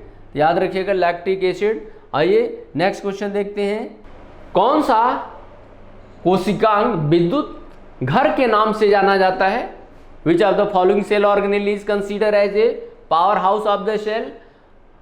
पहला ऑप्शन दे रखा है हरित लवक, दूसरा ऑप्शन दे रखा है माइटोकॉन्ड्रिया, तीसरा ऑप्शन दे रखा है गोल्गी कॉय, गाल्जी काय और नेक्स्ट जो दे रखा है केंद्रक। तो हमारे सेल के अंदर जो पावर हाउस के नाम से जाना जाता है वो माइटोकॉन्ड्रिया को जाना जाता है। आंसर है, आंसर है बी, आंसर है बी, बी आंसर है। जय हिंद डियर कैडेट्स, आप सभी का मेजर कलसी परिवार में हार्दिक स्वागत अभिनंदन है। मैं अभिषेक द्विवेदी आपके लिए कुछ इंपॉर्टेंट क्वेश्चंस के सॉल्यूशंस को लेकर के आया हूं। आइए देखते हैं उन प्रश्नों को। पहला प्रश्न है आर्टिकल 63 इज एसोसिएटेड विद, अनुच्छेद 63 संबंधित है। आप सबको पता है कि article 63 vice president of India से एसोसिएटेड है, जबकि आर्टिकल 52 प्रेसिडेंट से रिलेटेड है। क्लियर है? चलिए आगे नेक्स्ट क्वेश्चन की ओर बात करते हैं। पद्म विभूषण पुरस्कार की शुरुआत कब? पद्म विभूषण, भारत रत्न, इस प्रकार के पुरस्कारों की शुरुआत 1954 में की गई थी। कब की गई थी? 1954 में। अगले प्रश्न की बात करते हैं। गदर पार्टी की स्थापना किसने की? गदर पार्टी की स्थापना किसने करी? तो अगर हम बात करते हैं तो यहाँ पे जो ऑप्शन है उसके अकॉर्डिंग राइट आंसर होगा लाला हरदयाल, लाला हरदयाल। विश्व की सर्वाधिक ऊंचाई पर स्थित झील है, विश्व की सर्वाधिक ऊंचाई पर स्थित झील जो है वो है टिटिकाका, टिटिकाका। कौन सी है? टिटिकाका। नेक्स्ट की अगर हम बात करते हैं, किस देश ने 2022 का थॉमस कप जीता? किस देश ने 2022 का जो थॉमस कप है उसको जीता? अगर हम बात करें तो किसने जीता है? भारत ने, इंडोनेशिया को 3-0 से हरा करके। ठीक है, इसी प्रकार के क्वेश्चंस आपको मिलते रहेंगे। जुड़े रहिए मेजर कलसी परिवार के साथ। Thank you so much. जय हिंद, जय भारत। ओके, जय Hind dear students, welcome to all of you online Major Kalsi classes. जैसा कि मैं एस.के. चक्रवर्ती आपको स्वागत करता हूं। आज जैसे लगातार मेजर कलसी क्लास की तरफ से आप लोगों को लगातार आपके एग्ज़ाम की फीलिंग के लगातार मॉक टेस्ट कराए जाते हैं। मॉक टेस्ट के माध्यम से मुझे उम्मीद है कि आप लोग लगातार फ़ायदे ले रहे होंगे, जिसमें रियल एग्जाम की फीलिंग दिलाने का प्रयास किया जाता है। उसी सीरीज़ में आज हम आपके सामने इंग्लिश के कुछ मॉक टेस्ट, आईसीजी के, इंडियन कोस्ट गार्ड के कुछ इंग्लिश को चुनिंदा प्रश्नों को लेकर के आए हैं, जिसे हल करके आप रियल में उसके इक्विवेलेंट चाहेंगे तो आप मॉक टेस्ट के, आप रियल एग्जाम के इक्विवेलेंट आप इसे फीलिंग करेंगे। इस तरह के कैसे क्वेश्चन डिजाइन किए जाते हैं, कैसे क्वेश्चन आते हैं, आपको बहुत शानदार अनुभव से मिलेगा। आइए इन प्रश्नों को देखते हैं, हल करते हैं और समझते हैं, और इसी वे में इसको आधार मान करके, इसे बेस लेकर के आप अपनी तैयारी को कंटिन्यू कर सकते हैं। आइए देखते हैं, इसे लिखा गया आईसीजी सेक्शन में, तो लिखा गया इसमें डायरेक्शन लिखा गया। पहला क्वेश्चन आपका है स्पॉटिंग एरर का दिया गया। स्पॉटिंग एरर में डिवाइड किया गया, आपका ए पार्ट है जैसे आपका ए पार्ट है, फिर बी पार्ट है, फिर सी पार्ट, फिर आपका क्या है, नो एरर है। 4 पार्ट डिवाइड कीजिए, क्वेश्चन मिलते हैं। इसमें आपको grammatically error, spot the error, grammatically error find out करने के लिए कहा जाता है। जिस पार्ट में गलती है उस पार्ट को आपको टिक करना पड़ता है। ए पार्ट में गलती ए में, बी में है तो बी में, सी में तो सी में, नहीं गलती है तो नो एरर। आइए देखते हैं, Rohan's and Radha's school are very far apart from each other. 2 चीज़ें होती हैं जब हम क्या कहते हैं एपॉस्ट्रोफी एस की बात करने चलते हैं, इसको बहुत ध्यान देने की बात होती है। जब किसी वस्तु पर या किसी नाउन पर कई लोगों का बराबर अधिकार होता है तो हम हमेशा ध्यान देते हैं कि हमारा एपॉस्ट्रोफी एस लास्ट, जिसे कह दिया जाए आपका रोहन्स एंड मोहन्स मदर। अब ध्यान देने वाली बात यह है, अब सिंपल सी बात इसमें ये ध्यान देना है, अगर रोहन और मोहन की मदर एक ही है तो ध्यान दें एपॉस्ट्रोफी एस एक बार ही लगेगा, बाद वाले में रोहन एपॉस्ट्रोफी एस नहीं लगाते हैं। लेकिन अगर दोनों की माँ अलग अलग है, अर्थात कह दिया जाए रोहन एंड मोहन्स, तो क्या किया जाएगा, अगर दोनों की माँ अदर है, अलग अलग हैं, तो क्या करना पड़ेगा, हमें मदर्स लिखना पड़ेगा। अर्थात मोहन की माँ अलग है और रोहन की माँ अलग है, अर्थात हमें फिर यहाँ पर रोहन पर भी हमें एपॉस्ट्रोफी एस लगाने की जरूरत पड़ती है। अर्थात इसे कॉमन पोजीशन या सेपरेट पोजीशन, एक ही अगर कई व्यक्तियों के एक ही नाउन पर बराबर अधिकार है, रिलेशन है, कॉमन पोजीशन, तो हम एपॉस्ट्रोफी एस ध्यान देंगे अंतिम नाउन में यूज करते हैं। लेकिन यदि कई लोगों का अलग अलग अधिकार है, सेपरेट अगर हम पोजीशन दिखा रहे हैं, सेपरेट रिलेशन दिखाने का प्रयास कर रहे हैं, तो हम अलग अलग रखेंगे और नाउन को प्लूरल रखेंगे। आइए सेंटेंस देखते हैं। लिखा गया रोहन्स एंड राधास, दोनों पर एपॉस्ट्रोफी एस लगाया गया है। स्कूल, अब देखिए सिर्फ इतना देखने से पता नहीं चलेगा कि रोहन और मोहन राधा के जो स्कूल है एक ही स्कूल है, अलग अलग स्कूल है। आगे देखते हैं, are very far apart from each other, एक दूसरे से काफ़ी दूर दूर हैं। इसका मतलब क्लियर है कि दोनों के स्कूल क्या है, अलग अलग है। इसका मतलब सेपरेट पोजीशन रहेगा, अर्थात यहाँ पर एपॉस्ट्रोफी एस सही है, यहाँ पर एपॉस्ट्रोफी एस सही है। प्रॉब्लम कहाँ है आपकी, यहाँ क्या होना चाहिए, स्कूल्स होना चाहिए, क्योंकि दोनों के स्कूल अलग अलग है, इसलिए क्या हो जाएगा आपका स्कूल्स हो जाएगा। That's clear. आइए देखते हैं नेक्स्ट। अगला क्वेश्चन आपका फिलर्स का, फिलिंग बैंक्स का है। The officers have not arrived the bus stand yet. अब आपको दिया गया है इन लगाया जाए, एट लगाया जाए, इनटू लगाया जाए, फॉर लगाया जाए। अब कहीं भी आदमी पहुंचता है, किसी प्लेस पहुंचता है, 2 कंडीशन होती है हमारे पास। अगर क्या है आपका, अगर बिग प्लेस है, बड़ा स्थान है, तो हम इन का प्रयोग करते हैं। अगर हमारे पास क्या है, स्मॉल प्लेस है, अगर स्मॉल प्लेस की बात की जाती है तो ऐट का प्रयोग करते हैं। और कहीं अगर हम मूवमेंट के साथ कहीं अंदर प्रवेश करते हैं तो इनटू का प्रयोग करते हैं। फॉर की यहाँ कोई ज़रूरत नहीं है। इट मीन्स, अब देखिए बस स्टैंड क्या है, it is very small place, बहुत छोटा सा स्थान है। छोटा सा होने का कारण यहाँ पर सिंपल सा आपका ऑप्शन बी अर्थात एट का प्रयोग किया जाएगा। That's clear. आइए नेक्स्ट देखते हैं। नेक्स्ट क्वेश्चन आपका इम्प्रूवमेंट क्वेश्चन है कि आपका सेंटेंस दिया रहता है, कुछ पार्ट को अंडरलाइन कर दिया जाता है। आपको अंडरलाइन किए गए पार्ट में सही जो ऑप्शन दिया गया उसमें सही चुनाव करना पड़ता है। यदि गलत नहीं है तो आपको नो इम्प्रूवमेंट करना पड़ता है। तो आप देखते हैं, she did not complete the work yet. यहाँ एक चीज़ सिंपल सी टेंस का सेंटेंस है येट। अगर हम येट की बात करें, येट मतलब होता है अभी तक। क्या होता है, अभी तक होता है। मतलब ये जो येट शब्द जहाँ भी आता है, अगर येट आ गया तो इसका मतलब समझ जाइए कि आपको प्रेजेंट परफेक्ट टेंस का प्रयोग करना पड़ता है। किसका, प्रेजेंट परफेक्ट, मतलब वह काम अभी तक नहीं किया।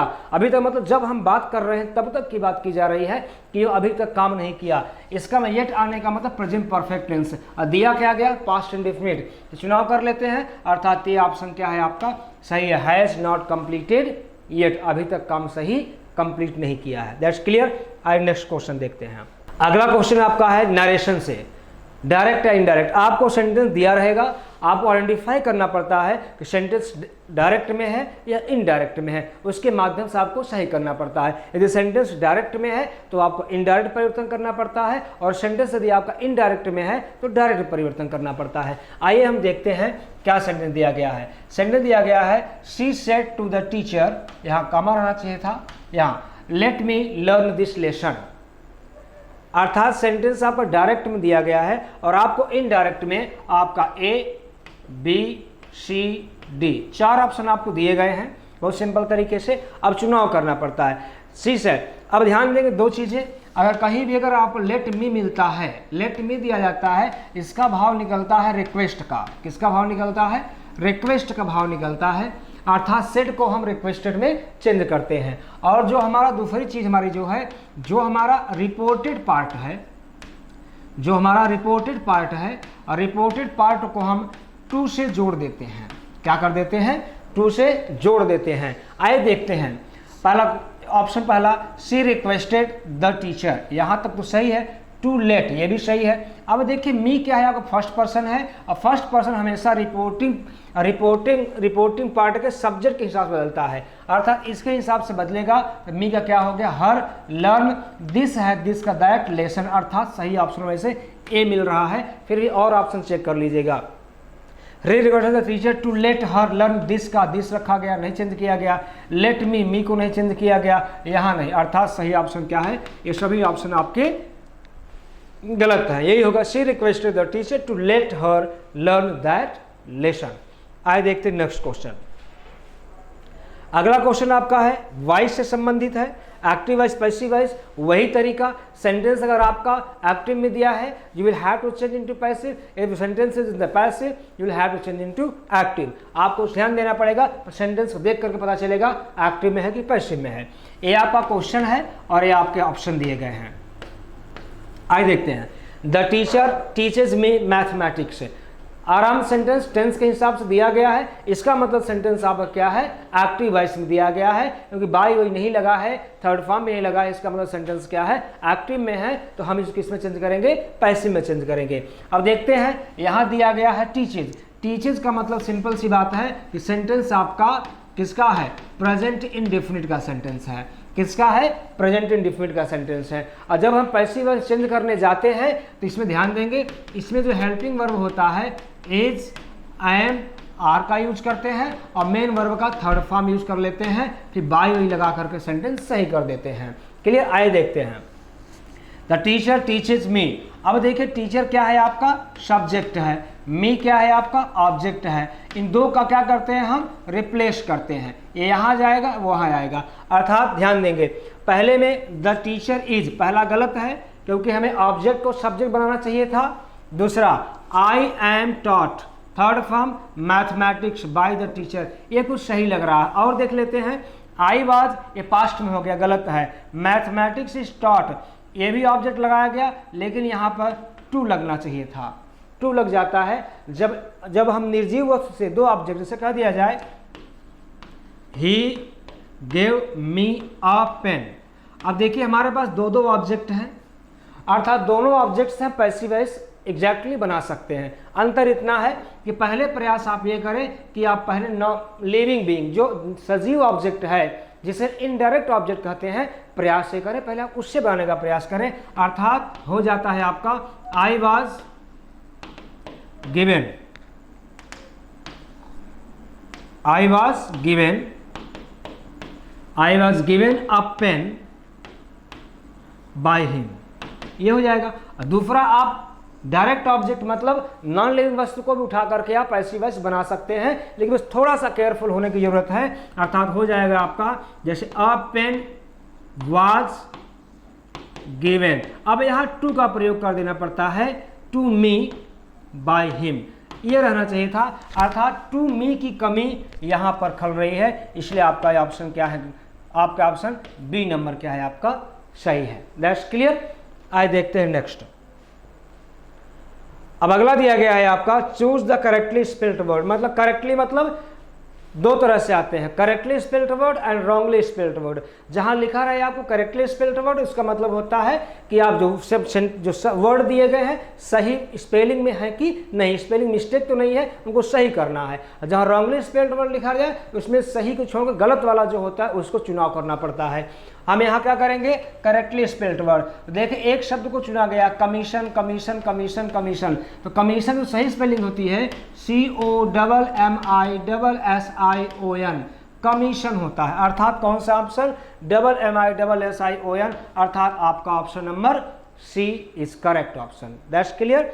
आइए देखते हैं नेक्स्ट। अगला आपका है वन वर्ड, जो आपका आ रहा है वन वर्ड सब्स्टिट्यूशन, मतलब आपको एक सेंटेंस दिया रहेगा, कोई जानकारी दी रहेगी, उसके स्थान पर एक शब्द को चुनाव करके आपको लिखना पड़ता है। किसको क्या कहते हैं? जैसे वन हु नोज एवरीथिंग, एक ऐसा आदमी जो सब कुछ जानता है, सभी चीज़ों का वो जानकार है, उसे कहा जाता है ओमनीसाइंट कहा जाता है। ये फर्स्ट ऑप्शन क्या है आपका? सही है, इसे ओमनीसाइंट कहा जाता है। मतलब ओमनी मतलब सब कुछ, पूरा पूरा, साइंट माने उसकी जानकारी रखने वाला, साइंस से बना वर्ड है, उसकी जानकारी रखने वाला, सब कुछ को वैज्ञानिक तरीके जो जानता हो उसे ओमनीसाइंट कहा जाता है।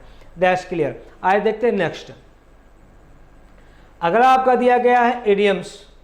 इडियम्स में फ्रेजेज होते हैं, कुछ अंडरलाइन किए गए इडियम्स होते हैं जिनको आपको सही अर्थ में उनके ऑप्शन को चुनाव करना पड़ता है। जैसे they killed the old harmless man in cold blood.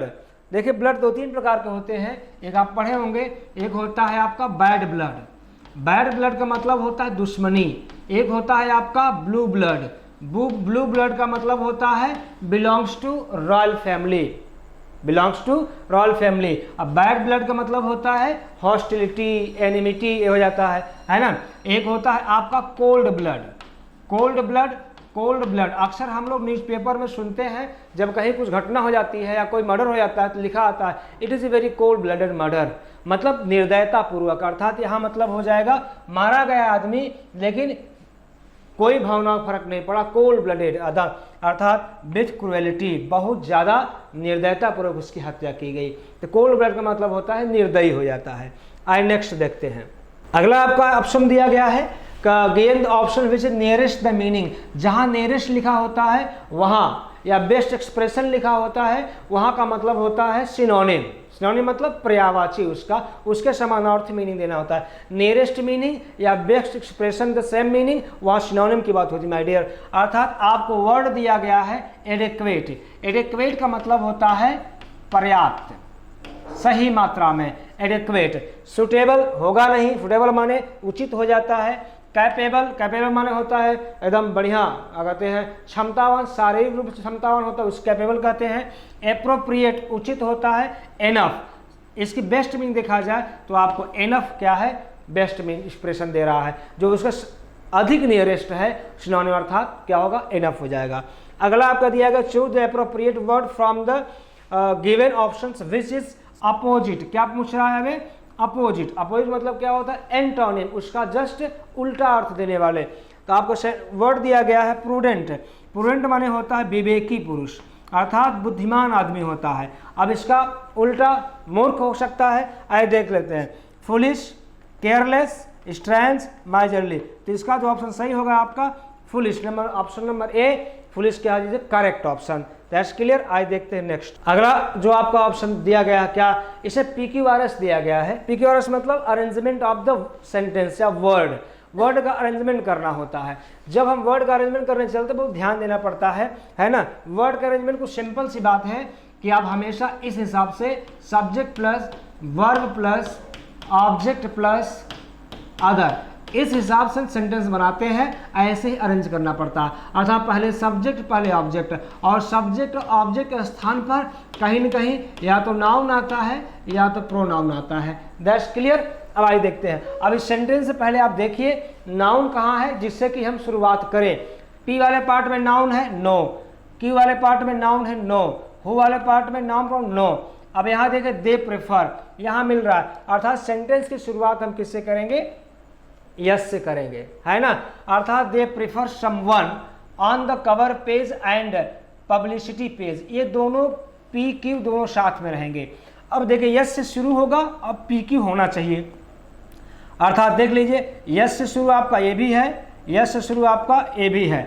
दो ऑप्शन आपको सेम दे दिए गए हैं, आप इसको ध्यान दे करके आप करेक्ट कर लीजिएगा। आप कोई भी ऑप्शन लगा सकते हैं यहाँ पर, ये क्लियर हो जाएगा। एस पी अर्थात ध्यान देंगे they prefer someone on the cover page and publicity page who would good looking, अर्थात सेंटेंस के अंत किससे होगा? आर से होगा। आप ऑप्शन नंबर डी या ऑप्शन नंबर आप ए भी क्लियर कर सकते हैं। That's clear. अगला पुनः आपका दिया गया है आपका PQRS से संबंधित सेंटेंस है। अब देखिए यहाँ पर भी ध्यान देना है, आपको पहला पार्ट दिया गया है, लास्ट पार्ट दिया गया है ना। अर्थात दिया गया है I would urge you, I would urge you दिया गया है। अब यहाँ 2 3 4 पी की वारिस, फिर लास्ट में दिया गया अगेंस्ट हर, ये दे दिया गया। अब ध्यान दीजिए इसके बाद, अब ध्यान देंगे जो अर्ग आपको मेन वर्ब है, क्या है मेन वर्ब, और हम आप जानते हैं कि इसके बाद जो अगली वर्ब आती है 2 प्लस वर्ब की फर्स्ट फॉर्म, इसके बाद जो आएगा 2 प्लस वर्ब की फर्स्ट फॉर्म, क्योंकि होता क्या है urge plus object plus 2 plus V first आता है हमेशा, इसको ध्यान देंगे। अब देखते हैं, अर्थात 2 आर से शुरू करेंगे, अर्थात शुरुआत किससे होगी, अर्थात पहला पार्ट यहाँ क्या होगा आपका आर हो जाएगा। That's clear. चलिए देखते हैं आगे। And take no further action sympathetic view to take a very of the matter against her, take no further action against her, P के बाद 6, अर्थात लास्ट में क्या होगा आपका पी होगा, आर से शुरू होगा पी से लास्ट होगा। अब आप ऑप्शन चेक कर लीजिए, आर से शुरू होगा पी से लास्ट होगा, बहुत सिंपल सा है। 2 ऑप्शन हमारे मिल रहे हैं, आर अर्थात ये ऑप्शन अब कट हो गया, 3 ऑप्शन मिल रहे हैं, ये ऑप्शन कट हो गया, 2 ऑप्शन हमारे पास बचे, पहले एलिमिनेट कर लीजिए है। अब बचे 2, हमें 2 कैसे क्लियर किया जाए। अब देख लीजिए, to take a very sympathetic view, R के बाद क्या होना चाहिए, आर के बाद क्यू आएगा, अर्थात ऑप्शन नंबर सी आपका करेक्ट ऑप्शन। देखिए फिर, I would urge you to take a very sympathetic view of the matter and, मतलब किसी के प्रति बहुत सिंपैथिक तरीके से आप मैटर को लीजिए, and take no further action against her, और उसके विरुद्ध कोई फर्दर अगेंस्ट कोई एक्शन ना ले। That's clear. आइए देखते हैं नेक्स्ट। अब आपका दिया गया है पैसेज, पैसेज दिया गया, आइए देख लेते हैं पैसेज में क्या है ना।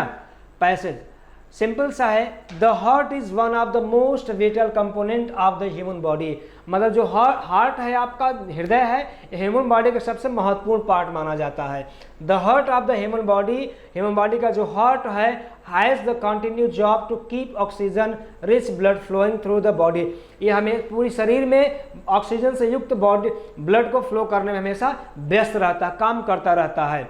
All the body cells need a constant supply of oxygen, क्योंकि पूरे शरीर के प्रत्येक सेल्स को, बॉडी सेल्स को हमेशा कंटिन्यू ब्लड की सप्लाई की जरूरत पड़ती है, पार्टिकुलरली इन द ब्रेन, मुख्य रूप से ब्रेन में इसकी आवश्यकता ज़्यादा होती है। The brain cells live only 4 or 5 minutes after the oxygen is cut off and death come to the entire body, मतलब जो हमारे ब्रेन के जो सेल्स हैं, अगर सब ब्लड की सप्लाई कट कर दिया जाए तो मुश्किल से 3 से 4 से 5 मिनट ही जिंदा रह सकती हैं, और अगला पूरा शरीर डेड हो जाता है। Heart disease can result from the damage of the heart muscles, मतलब जो हार्ट की डिजीज होती है मुश्किल से हार्ट में जो मसल्स हैं उसको डैमेज होने के कारण ही उत्पन्न होती हैं। एंड वाल्व्स, और वाल्व से उत्पन्न होती है। एंड द पेसमेकर कारण समस्याएं ज़्यादा पैदा होती हैं। फिर इफ द मसल्स डैमेज हो जाती हैं, the heart is unable to pump properly, तब वो प्रॉपरली से पंप करना बंद कर देता है। If the valves are damage, यदि वाल्व जो दिए गए हृदय में यदि वो डैमेज हो जाते हैं, blood can not flow normally, तो ब्लड नॉर्मली फ्लो नहीं कर सकता। Doctor John Gibbon of USA developed a machine, Gibbon ने यूएसए के डॉक्टर हैं जिन्होंने एक मशीन डेवलप किया 1953 में, that could take over temporarily from the heart, तो करता क्या है, टेक ओवर माने कुछ समय के लिए हृदय पर काम कर सकता है, हृदय के लिए काम करता है कुछ समय के लिए। Surgeons had the chance to repair या रिप्लेस द डिफेक्टिव हार्ट, तो क्या करता है, सर्जन के पास से मौका होता है कि वो हार्ट को रिपेयर कर सकता है या उसे रिप्लेस भी कर सकता है। Many patient have had plastic valves inserted in their heart, बहुत से पेशेंट आप देखे होंगे कि उनके हृदय में प्लास्टिक वॉल्व्स को इंसर्ट कर दिया जाता है। When their heart were fault, जब उनके हार्ट में फॉल्ट आती है, प्रॉब्लम आती है। Many people are not being kept alive with tiny battery operated pacemaker, अब बहुत से ऐसे भी आपके लोग हैं जो पेसमेकर लगाया जाता है उसके द्वारा बहुत दिनों जिंदा नहीं रह पाते हैं, कम ही रह पाते हैं। आइए क्वेश्चन की बात करते हैं। पहला क्वेश्चन है, if the supply of oxygen cut off, यदि ऑक्सीजन सप्लाई कट कर दिया जाए तो द ब्रेन सेल सर्वाइव, तो ब्रेन सेल सर्वाइव रह सकती हैं कितने समय तक के लिए, अर्थात यहाँ क्वेश्चन मार्क लगा हुआ है, अर्थात 4 से 5 मिनट, अर्थात option number A is correct. Next question देखते हैं। अगला क्वेश्चन दिया गया है आपका, ध्यान देंगे। नेक्स्ट क्वेश्चन पढ़िए, दिया गया the heart sends oxygen rich blood. जो हार्ट है रिच ब्लड भेजता है कहाँ? टू द ब्रेन ओनली, केवल ब्रेन में भेजता है। टू द किडनी ओनली, केवल किडनी में भेजता है। टू द इंटायर बॉडी, पूरी बॉडी में भेजता है। या टू द लंग्स ओनली, या केवल लंग्स में भेजता है। तो पूरे बॉडी में ये क्या करता है? ब्लड को फ्लो करता है, ब्लड को सप्लाई देता है। That's clear. And next option देखते हैं, 15 नंबर एंड लास्ट में दिया गया क्या? अब डॉक्टर जॉन गिब्बर of USA develop artificial heart in, उन्होंने आर्टिफिशियल हार्ट को डेवलप किया था कहाँ, कब किया था? तो जाहिर सी बात है आपको ये आंसर रहा है आपका, अर्थात 1953। Option number 20 correct. क्लियर। तो स्टूडेंट्स, ये आपके 15 क्वेश्चंस थे जो प्रयास किया गया कि आपको जैसे एग्जाम में आता है उस तरीके से क्वेश्चन डेवलप किया गया। फिक्स नहीं था, फिर भी एक अमूमन अप्रॉक्सीमेट आपको एक फीलिंग दी जाती है एग्जाम की, और इसे हल करके आप उस तरह से तैयारी करके अपने एग्जाम को बेहतर तरीके से करेक्ट कर सकते हैं। ओके, थैंक यू, धन्यवाद। जय हिंद स्टूडेंट्स, आज हम सॉल्यूशन देख रहे हैं मैथ्स के। तो फर्स्ट क्वेश्चन है इसमें कि विस्तार में मध्य पद आपको फाइंड करना है। ठीक है, एक बाइनोमियल थ्योरम दिया हुआ है, इसका मध्य पद निकालना है आपको। तो क्या आ जाएगा मध्य पद, कैसे फाइंड करते हैं? यहाँ पे n बराबर देखो 12 है। ठीक है, n बराबर 12 है, मतलब पद होंगे 13, तो उसमें जो मध्य पद आ जाएगा वो आ जाएगा आपका 6। 13 पद है तो मध्य पद होगा 7वां पद, जिसमें r हम क्या लेते हैं? 6 लेते हैं। ठीक है, तो यहाँ पे अगर आप 6 रखते हो तो 12c6 और यहाँ पे 12 माइनस 6 क्या हो जाएगा? 6, और यहाँ पे भी क्या आ जाएगा? 6। और जब इसको सॉल्व करोगे तो आपके पास क्या मिलेगा? यहाँ पे x पावर में 12 माइनस 6 हो जाएगा, और यहाँ से आ जाएगा आपका 3, तो ये आ जाएगा 3, और y के पावर में -3। सॉल्व करके देखोगे तो आपका ये आंसर आ जाएगा लास्ट ऑप्शन। ठीक है, इसी तरह सेकेंड क्वेश्चन देखते हैं। सेकेंड क्वेश्चन आ जाएगा आपका, इस बात की क्या प्रायिकता है कि तीनों व्यक्ति जो चुने गए भिन्न दिवस पर पैदा हुए हैं। मतलब आपको कुल प्रायिकता क्या हो जाएगी? टोटल नंबर ऑफ केसेस हो जाएंगे 7 × 7 × 7। ठीक है, पहले के लिए 7 दिन रहेंगे, दूसरे के लिए 6 दिन, और तीसरे के लिए 5 दिन। ठीक है, तो यहाँ से आप इसको सॉल्व करोगे तो 7 से 7 कट 30/49, यह आएगा आपका आंसर 30/49। ठीक है, थर्ड क्वेश्चन देखते हैं। थर्ड में आपको दिया हुआ है यहाँ से PA' निकालना है। ठीक है, तो ये होता है कंडीशनल प्रोबेबिलिटी है, A' इंटरसेक्शन, इसका फॉर्मूला होता है A' intersection B' divided by probability of B। ठीक है, और डी मॉर्गन थ्योरम से ये हो जाएगा A यूनियन B का डैश और बटे प्रोबेबिलिटी ऑफ B'। ठीक है, B', तो A यूनियन B डैश क्या हो जाएगा? A यूनियन B अगर आप निकालोगे तो PA + PB minus A intersection B होता है, तो ये 0.549 - 3.6, तो और डैश कैसे निकालते हैं? 1 - 0.6, और नीचे PB डैश है, मतलब ये हो जाएगा 1 - 0.4। ठीक है, तो 0.4 / 0.6, तो ये आ जाएगा 2/3। ठीक है, 2/3। ठीक है, नेक्स्ट क्वेश्चन में देखते हैं। नेक्स्ट क्वेश्चन क्या है? sin थीटा बराबर cos स्क्वायर थीटा। तो आप यहाँ पे क्या करो, पहले देखो cos square theta × 1 + cos square theta find करना है, दोनों को मल्टीप्लाई कर दो, तो ये हो जाएगा cos square theta plus cos की पावर में 4 थीटा। ठीक है, अब आप यहाँ पे क्या लिख सकते हो? cos पावर 4 थीटा को देखो, cos स्क्वायर दिया है उसका स्क्वायर कर दो तो ये sin स्क्वायर हो जाएगा, तो यहाँ पे क्या आ जाएगा? sin स्क्वायर थीटा, और ये cos square theta, sin square theta plus cos square theta 1, तो ये आ जाएगा 1। ठीक है, इस तरह से आपको शॉर्टकट करना है।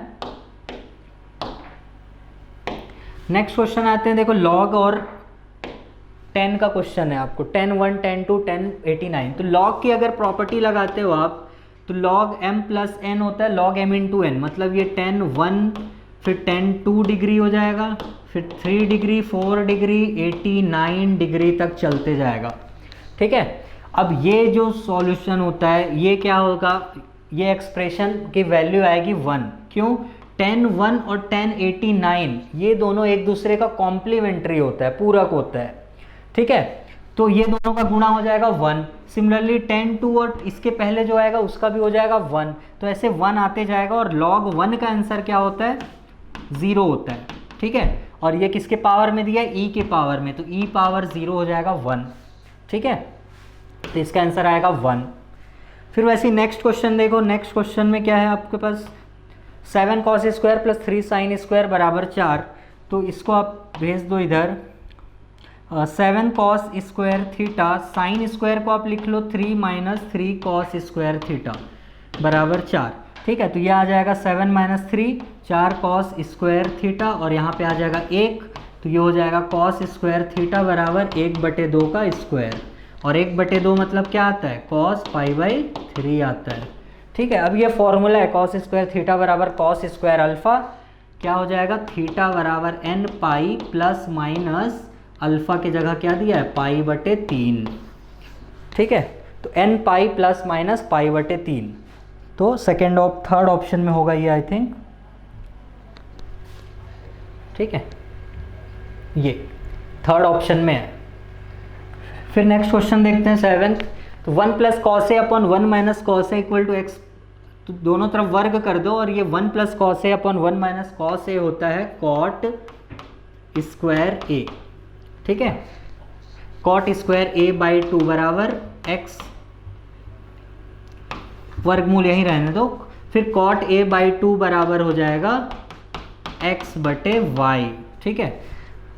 अब आपको tan a निकालना है, तो tan a का क्या फॉर्मूला होता है? 2 tan a/1 minus tan square a/2, ठीक है, ये होता है। बस अब cot a/2 x/2 y आया, तो tan a/2 क्या हो जाएगा? उसका reciprocal y/x 1 minus Y square बटे एक्स स्क्वायर, ठीक है। आप एलसीएम लोगे तो आ जाएगा 2xy बटे X square minus Y square, ठीक है, सी ऑप्शन। फिर नेक्स्ट क्वेश्चन देखते हैं अपन। नेक्स्ट क्वेश्चन क्या है? x upon tan inverse x बटे A square minus X square. तो यहाँ पे देखो x के जगह पे आपको लिखना है, x बराबर लिखना है a साइन थीटा, ठीक है। अगर आप a साइन थीटा लिखोगे तो न्यूमरेटर में a साइन थीटा आ जाएगा, और ये होता है a कॉस थीटा, ठीक है। तो a कट, साइन बटे कॉस होता है tan इनवर्स, तो tan इनवर्स से tan कट हो जाएगा, तो बचेगा क्या? थीटा, और थीटा बराबर क्या हो जाएगा यहाँ से? x बटे ए साइन इनवर्स x बटे ए, ठीक है। ये आ जाएगा साइन इनवर्स x बटे ए।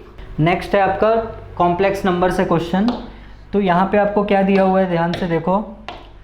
n एक धनात्मक पूर्णांक दिया हुआ है, मतलब कोई भी आप धनात्मक पूर्णांक पुट करोगे तो इसका आंसर सेम आएगा, ठीक है। कोई भी आप पूर्णांक पुट करो तो हम सबसे इजी पूर्णांक होता है n बराबर 1, धनात्मक पूर्णांक 1 पुट करके आप यहाँ से देख लेना, और i की पावर को सॉल्व करना है, ठीक है। तो i की पावर 5i लिखोगे, और यहाँ पे 4n माइनस 1 मतलब हो जाएगा 3, ठीक है, और ये हो जाएगा 5, और नीचे आ जाएगा 1 प्लस i की पावर में 5, ठीक है, और 3, ठीक। तो अब इसको सॉल्व करोगे तो बस इसको आपको सॉल्व करना है, तो ये आ जाएगा 2, ठीक है। सॉल्व करना बहुत इजी है, i की पावर्स को रेसिप्रोकल करके आप सॉल्व कर सकते हो, रैशनलाइज करके, ठीक है।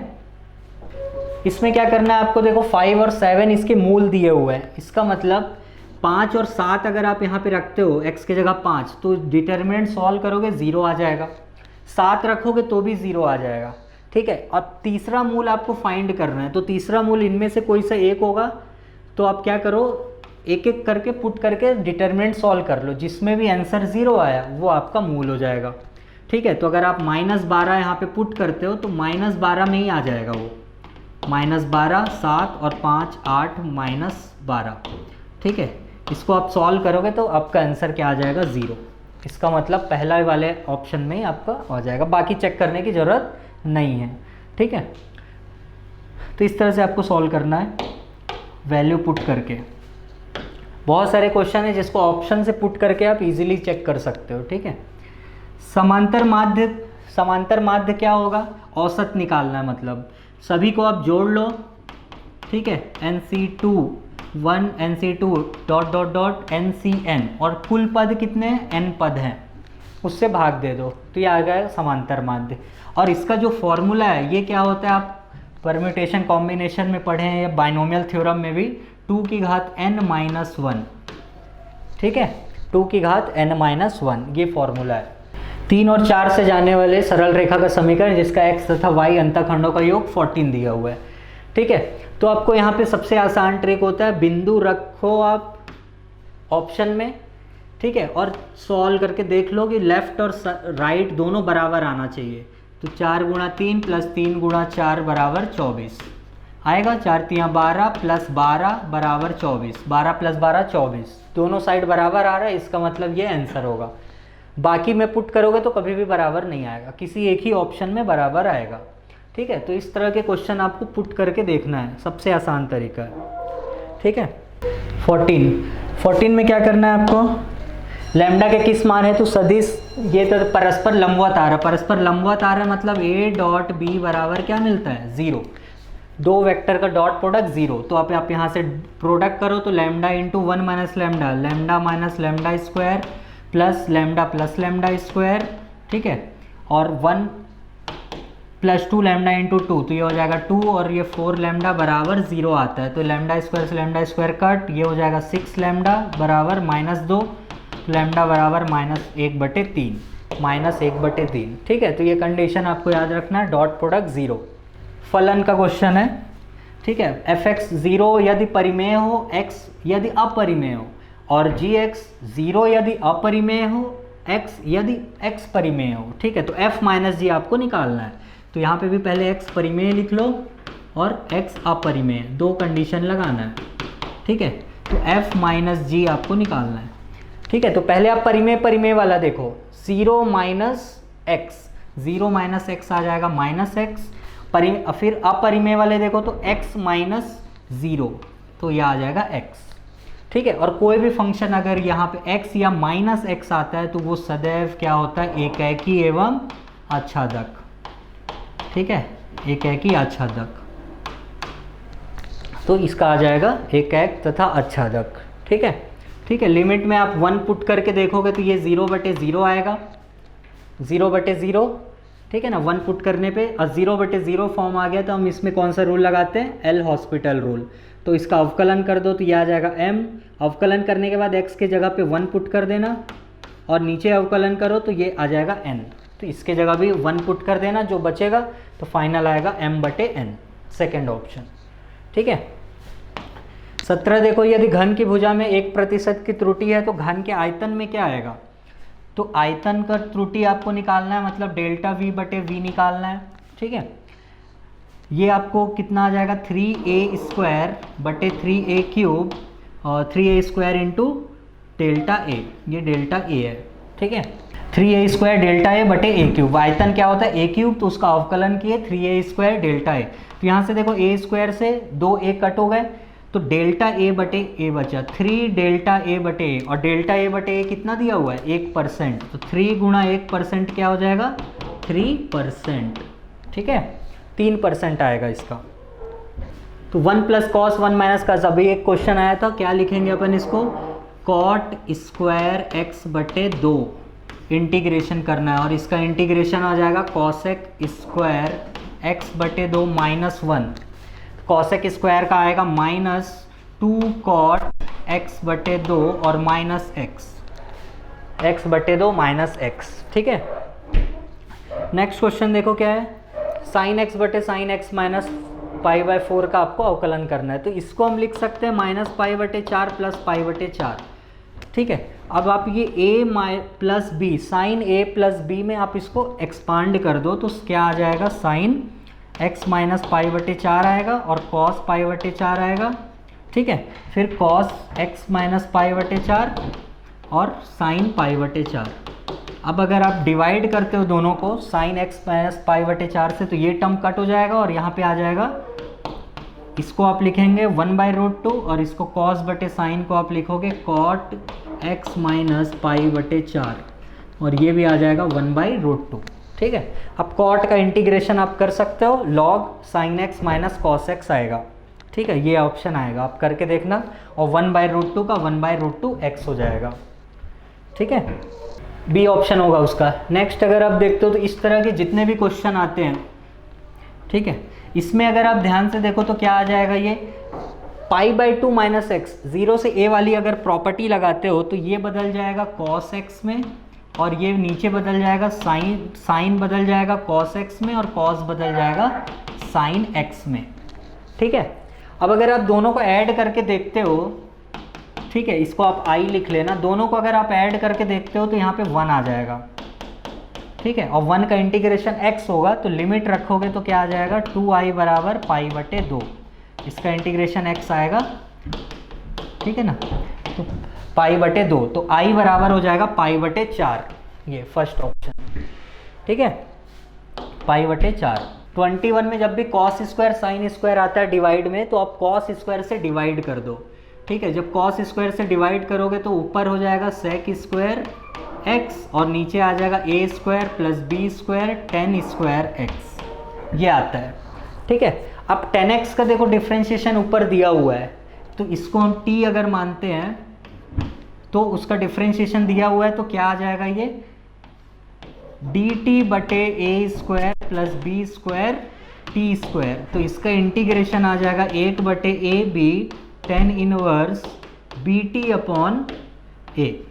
ठीक है, अब आप यहाँ पे वैल्यू पुट कर सकते हो, t का वैल्यू पुट कर दो आप वापस से tan x, t के जगह tan x लिख दो इसको, और लिमिट लगा दो π/2 और ये 0। ठीक है, तो इसका आंसर आएगा π/2ab, आप लिमिट लगा देना और वैल्यू पुट करोगे, आंसर आ जाएगा। ठीक है, नेक्स्ट आता है 22 में। 22 में देखो क्या दिया, अवकल समीकरण की घात बतानी है। तो घात के लिए सबसे पहले आप क्या करो, घात को पूर्णांक में लिखना है। तो यहाँ पे 3/2 दिया, तो दोनों साइड वर्ग करोगे तो ये हो जाएगा 3, और यहाँ पे हो जाएगा 4। अब आपको जो अधिकतम कोटि होगी उसकी घात देखना है। तो यहाँ पे कोटि, दोनों में कोटि क्या है, कोटि कौन सी ज़्यादा है, ये 3, तो 3 की जो पावर में रहेगा वही आपका घात होगा, मतलब 3। इसका आंसर आ जाएगा 3। नेक्स्ट क्वेश्चन में आपको बिंदु दिया हुआ है, तो आप यहाँ से क्या बना लो, आप एक डिटर्मिनेंट। ठीक है, 1 2 1, आप एरिया फाइंड करके देख लो, 2 4 1 और 4 8 1। ठीक है, तो अगर ये आप सारणिक को सॉल्व करते हो, यहाँ से देखो सेकंड वाले से अगर आपने 2 कॉमन निकाल दिया तो ये बन जाएगा 1 2 1 1 2 1, और यहाँ से अगर आपने सॉरी सेकेंड वाली लाइन रो से आपको निकालना है, तो ये हो जाएगा 1 और 2 और ये हो जाएगा 4। ठीक है, ठीक, अब इस सारणी को अगर आप सॉल्व करते हो तो यहाँ पे देखो R2 और R3 दोनों समान आ रहा है, आइडेंटिकल आ रहा है, 2 2 1 4, तो ये क्या हो जाएगा 0। इसका सारणिक का मान क्या आ जाएगा, 0 आ जाएगा। ठीक है, दोनों का अनुपात अगर देखते हो तो सेम आएगा, तो इसको अपन क्या लिख सकते हैं, 0। और किसी भी सारणिक का मान, अगर त्रिभुज का मान 0 आ रहा है, त्रिभुज का क्षेत्रफल, तो वो क्या होगा, सरल रेखा होगी। नेक्स्ट क्वेश्चन है, n का मान ज्ञात करो। तो अनुपात दिया हुआ है, तो इसको अपन 2n/c2 को लिख सकते हैं, 2n × 2n-1/2।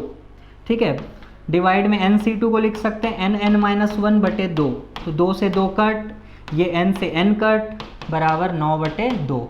अब गुणा करोगे आप तो ये आ जाएगा 2 दूनी 4, 4 दूनी 8n-4 बराबर, इधर से आ जाएगा 9n-9, तो ये आ जाएगा n बराबर 5। ठीक है, 9 - 4 5, तो ये आ जाएगा आपका आंसर 5। ठीक है, लास्ट क्वेश्चन देखते हैं। सार्वंतर आपको फाइंड करना है।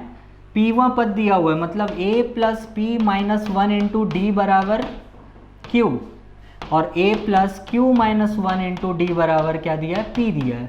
तो आप दोनों को माइनस करो तो a से a तो कट हो जाएगा, यहाँ पे आ जाएगा p - q × d, और बराबर यहाँ से आ जाएगा q - p। ठीक है, तो दोनों को अगर आप कट करते हो तो यहाँ पे माइनस कॉमन लोगे तो p - q बचेगा, और p - q से कट हो गया तो ये आ जाएगा d बराबर -1। ठीक है, तो ये हो गया आपका सॉल्यूशन। जय हिंद बच्चों, मैं RP sir, physics faculty from Major Kalsi classes, आप लोगों के लिए लेके आए हैं Indian coast guard section 2, that is general duty के 25 फिजिक्स के सवालों के सलूशन। तो आप लोगों ने सवाल अटेम्प्ट किए होंगे, और आज आप क्या कर सकते हैं, क्रॉस वेरीफाई कर सकते हैं, देख सकते हैं कि आपने कहाँ पे मिस्टेक करी और कहाँ पे आपको कंसेप्ट को इम्प्रूव करने की ज़रूरत है। तो आए देखते हैं। पहला सवाल है बच्चा, पहले सवाल में दे रखा निम्न में से कौन सी पद्धति सिर्फ द्रव्यमान लंबाई व समय के मात्रक पर आधारित है। तो द्रव्यमान, लंबाई व समय, MKS जो होता है, MKS में क्या होता है, मास को इसमें मीटर, किलोग्राम और सेकेंड, इसमें फुट, पाउंड और सेकेंड, और इसमें क्या है सेंटीमीटर, ग्राम और सेकेंड। तो ये तीनों पद्धति जो है ये किसमें है, ये तीनों पद्धति हमारा किसमें है, सिर्फ लंबाई, द्रव्यमान और समय पर आधारित है। पर इसमें पूछा है कि कौन नहीं है, तो SI सिस्टम क्या होता है, वो केवल समय, द्रव्यमान और लंबाई पर आधारित नहीं होती, वो सभी यूनिट को लेकर चलता है। तो ये क्या है हमारा कौन सा ऑप्शन, पहला वाला करेक्ट हो जाएगा। फिर moving to the next section and we have सवाल समीकरण F equal to minus KX में K की विमा होगी, तो K की विमा निकालना है और K को कहते हैं बल नियतांक। तो F इक्वल टू क्या दिया है, माइनस का KX, अगर हमें K की विमा चाहिए तो K बराबर हम लोग लिख सकते हैं F अपान में X मैग्नीट्यूड, क्योंकि डायमेंशन से मतलब है हमको, साइन से मतलब नहीं है, तो डायमेंशन ML और ये क्या है t की power -2 and this divided by ये क्या है डिस्टेंस L से L कैंसिल हो जाएगा, we will get M L की पावर 0 एंड t की power -2, that is dimensional formula is M L की पावर 0 t की पावर -2। ये कौन सा ऑप्शन आ गया, फर्स्ट ऑप्शन करेक्ट हो गया। फिर अगला सवाल है क्वेश्चन नंबर 3, और क्वेश्चन नंबर 3 में कह रहा बच्चा, क्वेश्चन नंबर 3 में कह रहा है कि चिकनी घिरनियाँ, ये चिकनी घिरनियाँ दे रखी है हमारे पास, और इन चिकनी घिरनियों के ऊपर से गुजरने वाली डोरियों के सिरों पर ये 3 kg, 6 kg और 1 kg के पिंड जोड़कर घर्षण रहित सतह पर रखे हैं। 3 किलोग्राम द्रव्यमान का त्वरण निकालना है। तो हमको सिंपल FBD बना के कर सकते हैं कि जब सिस्टम को रिलीज करेंगे तो ये क्या करेगा, ये इधर A एक्सीलरेशन से नीचे जाएगा, ये इधर जाएगा A एक्सीलरेशन से, और ये क्या करेगा ऊपर जाएगा। तो हम लोग सिंपल कम ज़्यादा फोर्स माइनस कम फोर्स बराबर क्या आ जाएगा, नेट फोर्स। तो अगर ये नीचे जा रहा है इसका मतलब इसका 3G कहाँ लगेगा, नीचे लगेगा, 3G नीचे लगेगा, और टेंशन कहाँ लगेगा, ऊपर लगेगा। तो यहाँ पे टेंशन लगा, इसका G कहाँ लगेगा, इधर, और चूंकि डोरी अलग अलग है तो इसमें टेंशन T1 लगेगा और इसमें टेंशन क्या लगेगा, T2 लगेगा।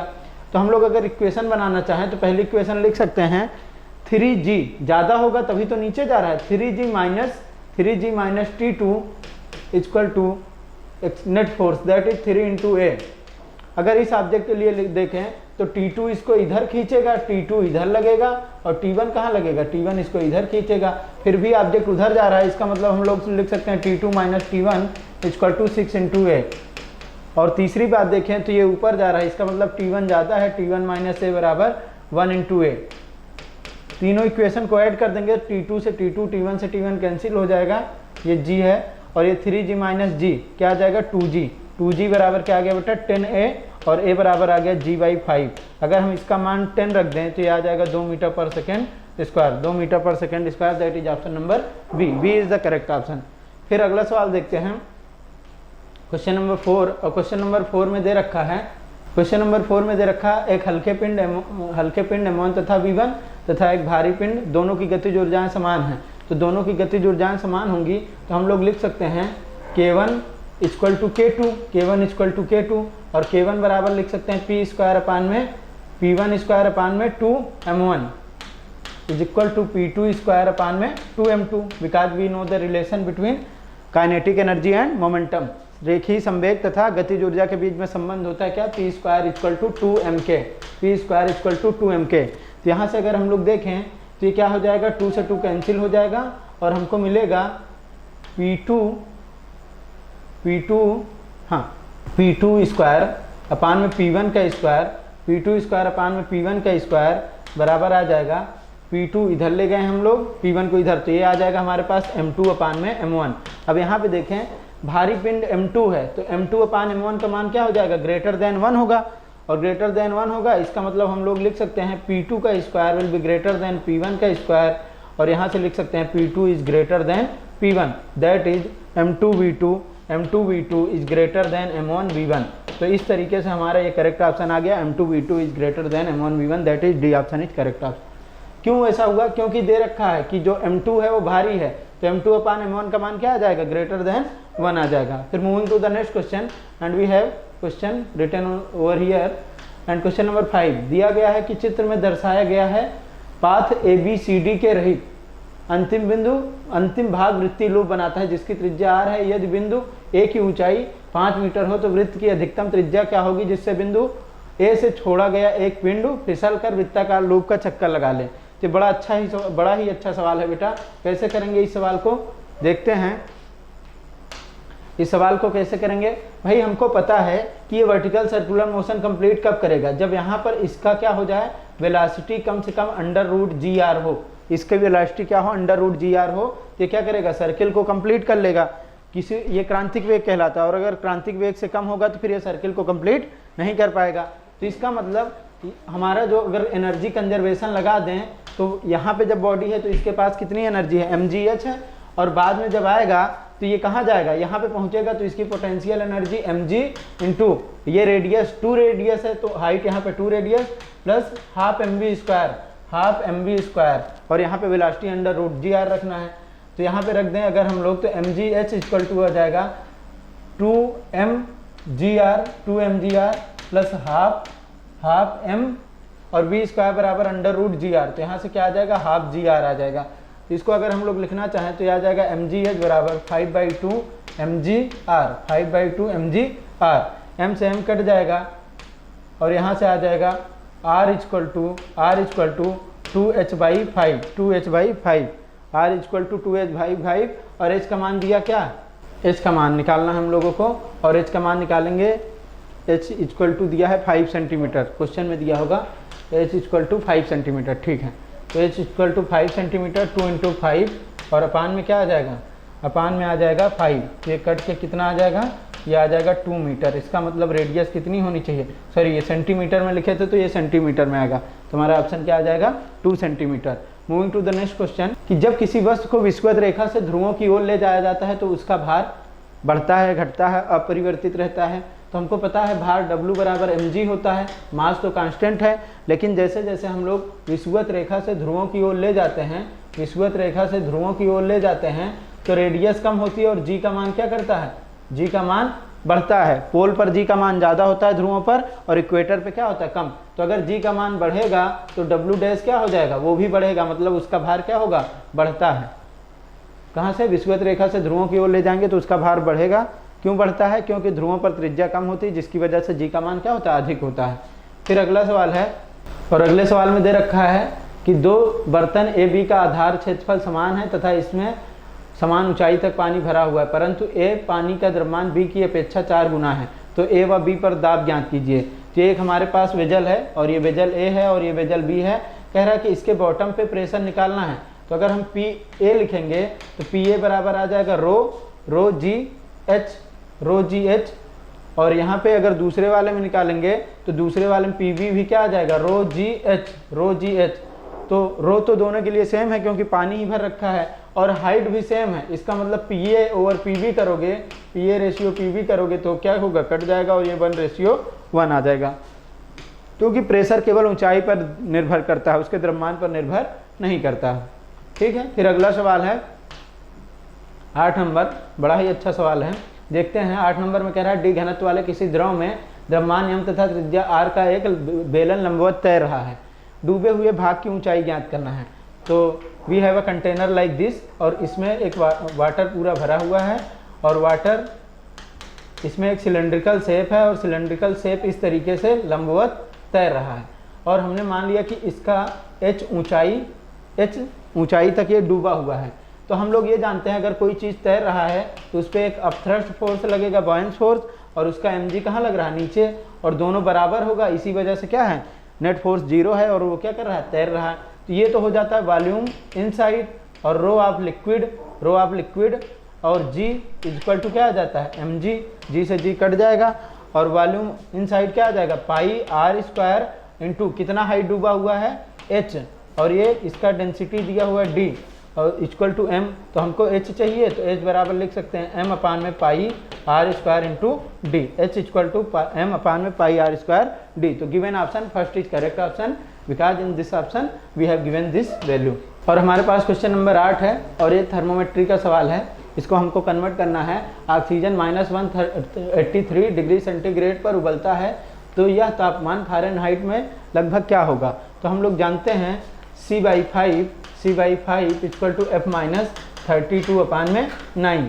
तो ये दे रखा है माइनस का 183 डिग्री, और इंटू ये क्या हो जाएगा 9 डिवाइडेड बाई 5, और प्लस ये इधर से आ जाएगा, तो ये आ जाएगा कितना, प्लस का 32, और दिस इक्वल टू ये फ़ारेनहाइट स्केल में आ जाएगा। तो अगर हम यहाँ पे देखें तो क्या आ जाएगा, 5 से डिवाइड कर देंगे तो 5 से ये 3 टाइम्स जाएगा, और 36 टाइम्स जाएगा, और ये 360 के आसपास आएगा, और उसमें से 32 घटा देंगे तो ये क्या आ जाएगा, 32 घटा दोगे, हाँ तो ये कितना आ जाएगा 36, और 36 में 9 का मल्टीप्लाई करेंगे तो ये आ जाएगा 328 माइनस 328, और ये प्लस 32 और है तो ये कितना आ जाएगा -298, तो -298 दैट इज -297 के आसपास का क्या आ जाएगा, डिग्री फ़ारेनहाइट आ जाएगा। तो अगर हम इस स्केल में कन्वर्ट करना चाहेंगे तो हमारे पास ये फार्मूला है, बाकी सब गुणा भाग करना है, हमको फ़ारेनहाइट स्केल में निकालना है। तो कौन सा ऑप्शन, डी ऑप्शन करेक्ट हो जाएगा। Moving to the next question, we have question number 10, and question number 10 में क्या दे रखा है भाई, क्वेश्चन नंबर 10 में दे रखा है -10 डिग्री सेंटीग्रेड पर 1 ग्राम बर्फ को 100 डिग्री सेंटीग्रेड के भाप में बदलने के लिए आवश्यक ऊष्मा। तो हमारे पास क्या है, हमारे पास एक -10 डिग्री सेंटीग्रेड पर बर्फ है, तो -10 डिग्री सेंटीग्रेड से पहले ये 0 डिग्री सेंटीग्रेड की क्या बनेगी, बर्फ बनेगी। ये क्या था, -10 डिग्री सेंटीग्रेड पे है, और ये 0 डिग्री सेंटीग्रेड पे बर्फ, 0 डिग्री सेंटीग्रेड के बर्फ से ये 0 डिग्री सेंटीग्रेड का वाटर बनेगा, 0 डिग्री सेंटीग्रेड का वाटर बनेगा, और इस वाटर के बाद ये 100 डिग्री सेंटीग्रेड का वाटर बनेगा, और तब जाके क्या होगा, ये भाप में, स्टीम में परिवर्तित होगा। तो हमारे पास कितनी ऊष्मा लगेगी, Q1, Q2, Q3 और Q4। तो जो टोटल ऊष्मा है वो लगेगी Q1 plus Q2 plus Q3 plus Q4। इस तरीके से लिख लेने से कहीं गलती होने का चांस नहीं रहता। यहाँ पे क्या है, यहाँ पे टेम्परेचर चेंज हो रहा है, तो ms डेल्टा T लिखेंगे, और द्रव्यमान कितना है, 1 है, तो 1 है, तो 1 S कितना होता है, आइस है, तो आइस के लिए 0.5, और डेल्टा T कितना है, 10 है, 10 0 डेल्टा T 10 है। Q2 में क्या हो रहा है, 0 डिग्री सेंटीग्रेड के आइस से 0 डिग्री सेंटीग्रेड के वाटर में, तो फेज चेंज हो रहा है, केवल अवस्था परिवर्तित हो रही, और अवस्था परिवर्तित होती है तो हम लिखते हैं Q बराबर M/L, M 1 दिया है, और आइस के लिए लेटेंट हीट, गुप्त ऊष्मा का मान होता है 80। Q3 क्या है, 0 डिग्री सेंटीग्रेड के वाटर से 100 डिग्री सेंटीग्रेड का वाटर बन रहा है, तो 1 × S होता है 1, और डेल्टा T कितना होता है 100, और यहाँ से स्टीम बन रहा है, और अगर यहाँ पे लिखें तो M/L, और ये होता है 536। तो इन सब को जोड़ेंगे तो हमारे पास क्या आ जाएगा, ये आ जाएगा 5, और ये आ जाएगा 80, और ये क्या आ जाएगा 100, और ये क्या आ जाएगा 536। तो इसको लिख लें, ये 561 हो जाएगा, और उसके बाद क्या बचेगा 3 1 3 4 4 and 8 12 हो जाएगा, 12 का 2, और 12 1 कैरी आया, और ये 722 कैलोरी आ गया। लेकिन हमारे सारे ऑप्शन किस में दिए हैं, हमारे ऑप्शन जूल में दिए हैं, तो हम इसको 722 में क्या करेंगे 4.18 का मल्टीप्लाई कर देंगे, तो यू विल गेट 3.3028, और ये एनर्जी किस में आ जाएगी, जूल में। तो हमारा कौन सा ऑप्शन करेक्ट हो जाएगा, तो 3028 जूल, 3028 जूल। ठीक है, बस इस क्वेश्चन में की पॉइंट क्या है कि हमको ये फेज डायग्राम बना लेना है कि किस तरीके से कन्वर्जन होगा। फिर क्या है, आगे दिया हुआ है अगले सवाल में क्वेश्चन नंबर 11, और इसमें दे रखा है कि दोलन करता हुआ लोलक रुक जाता है क्योंकि उसकी ऊर्जा, तो भाई उसकी ऊर्जा तो गतिज ऊर्जा में बदलती रहती, गतिज ऊर्जा स्थितिज ऊर्जा में बदलती रहती है, लेकिन जब कोई ऑब्जेक्ट दोलन करता है तो होता क्या है कि उसकी जो एयर ड्रैग की वजह से वो लगातार रगड़ता रहता है, एयर ड्रैग से क्या होता है, कांटेक्ट में रहता है, और इस वजह से उस पर लगातार वर्क डन होता है, और उस वर्क डन के विरुद्ध वो क्या करता है, अपनी एनर्जी को हीट में कन्वर्ट कर देता है, तो उसमें ऊर्जा में बदल जाती है। इस वजह से क्या होता है, उसकी ऊर्जा कभी नष्ट नहीं होती है। तो ऊर्जा क्या होती है, जो उसके पास मैकेनिकल एनर्जी थी वो मैकेनिकल एनर्जी हीट में कन्वर्ट हो गई, मतलब जो उसके पास यांत्रिक ऊर्जा थी वो उसमें ऊर्जा में कन्वर्ट हो गई। फिर आगे देखें क्वेश्चन नंबर 12, और क्वेश्चन नंबर 12 में क्या दिया हुआ है कि वायुमंडल में ध्वनि की चाल आर्द्रता बढ़ने के साथ साथ बढ़ती है, आर्द्र वायु का घनत्व सूक्ष्म वायु की अपेक्षा अधिक होता है। तो आर्द्र वायु का मतलब क्या है कि अगर एयर में जहाँ नाइट्रोजन और ऑक्सीजन है उनकी जगह क्या आ रहा है, इनकी जगह पे H2O भी आ जा रहा है। अच्छा, जब H2O आ जाएगा तो यहाँ पे देखें नाइट्रोजन का क्या होता है 28 इसका मास नंबर, और इसका एटॉमिक मास कितना हो जाएगा 32। लेकिन इसकी बात करें भाई तो ये आ जाएगा हमारा 18। इसका मतलब जहाँ पे हमारे पास भारी भारी गैसें थी, अगर उसमें मॉइस्चर कंटेंट बढ़ रहा है, इसका मतलब उनकी जगह पर हल्का वाटर वेपर आ रहा है। तो इसका मतलब सेम जगह में मास कम हो रहा है, मास कम हो रहा है, इसका मतलब डेंसिटी क्या हो रही है। अगर मॉइस्चर कंटेंट बढ़ता है, एटमॉस्फेयर में मॉइस्चर कंटेंट बढ़ता है, तो उसका घनत्व तो क्या होता है, कम होता है। तो ये कह रहा है आर्द्र वायु का घनत्व शुष्क वायु की अपेक्षा अधिक होता है। ये तो गलत हो गया, क्योंकि घनत्व क्या होता है, घनत्व कम होता है। अगर वेलोसिटी की बात करें, ध्वनि तरंगों की चाल क्या होती है, वीएस बराबर ये होता है गामा पी अपान में रो, गामा पी अपान में रो। और रो का मान अगर घटेगा तो वेलोसिटी क्या होगी, बढ़ेगी। रो का मान घटेगा तो वेलोसिटी बढ़ेगी। इसका मतलब ये बात सही कह रहा है कि वायुमंडल में ध्वनि की चाल आर्द्रता बढ़ने के साथ साथ बढ़ती है। तो first one is correct but second one is not correct. तो केवल ए सही है, केवल ए सही है, बी क्या है, गलत है। फिर देखें क्वेश्चन नंबर 13, और क्वेश्चन नंबर 13 में दे रखा बच्चा, कह रहा है कि दो गेंदें जिन पर +7 माइक्रोकुलाम एंड -5 माइक्रोकुलाम के आवेश हैं F बल से आकर्षित करते हैं। तो एक हमारे पास क्या है, +7 माइक्रोकुलाम का चार्ज है, और क्या है, और दूसरा चार्ज जो है -5 माइक्रोकुलाम का चार्ज है, -5 माइक्रोकुलाम का चार्ज है। और इस पे जो फोर्स लग रहा है क्या है, F है। तो F का मान क्या है, K Q1 Q2 अपान में R², और ये फोर्स को F बोल रहे हैं। फिर कह रहा है कि दोनों में -2 कुलाम का आवेश जोड़ दिया, तो -2 माइक्रोकुलाम का आवेश इसमें भी जोड़ दिया, -2 माइक्रोकुलाम का इसमें भी। तो यहाँ पे क्या आ जाएगा, ये तो हमारा 5 माइक्रोकुलाम हो जाएगा, और ये वाला क्या हो जाएगा, -7 माइक्रोकुलाम। इनका मैग्नीट्यूड क्या हुआ, आपस में चेंज हो गया।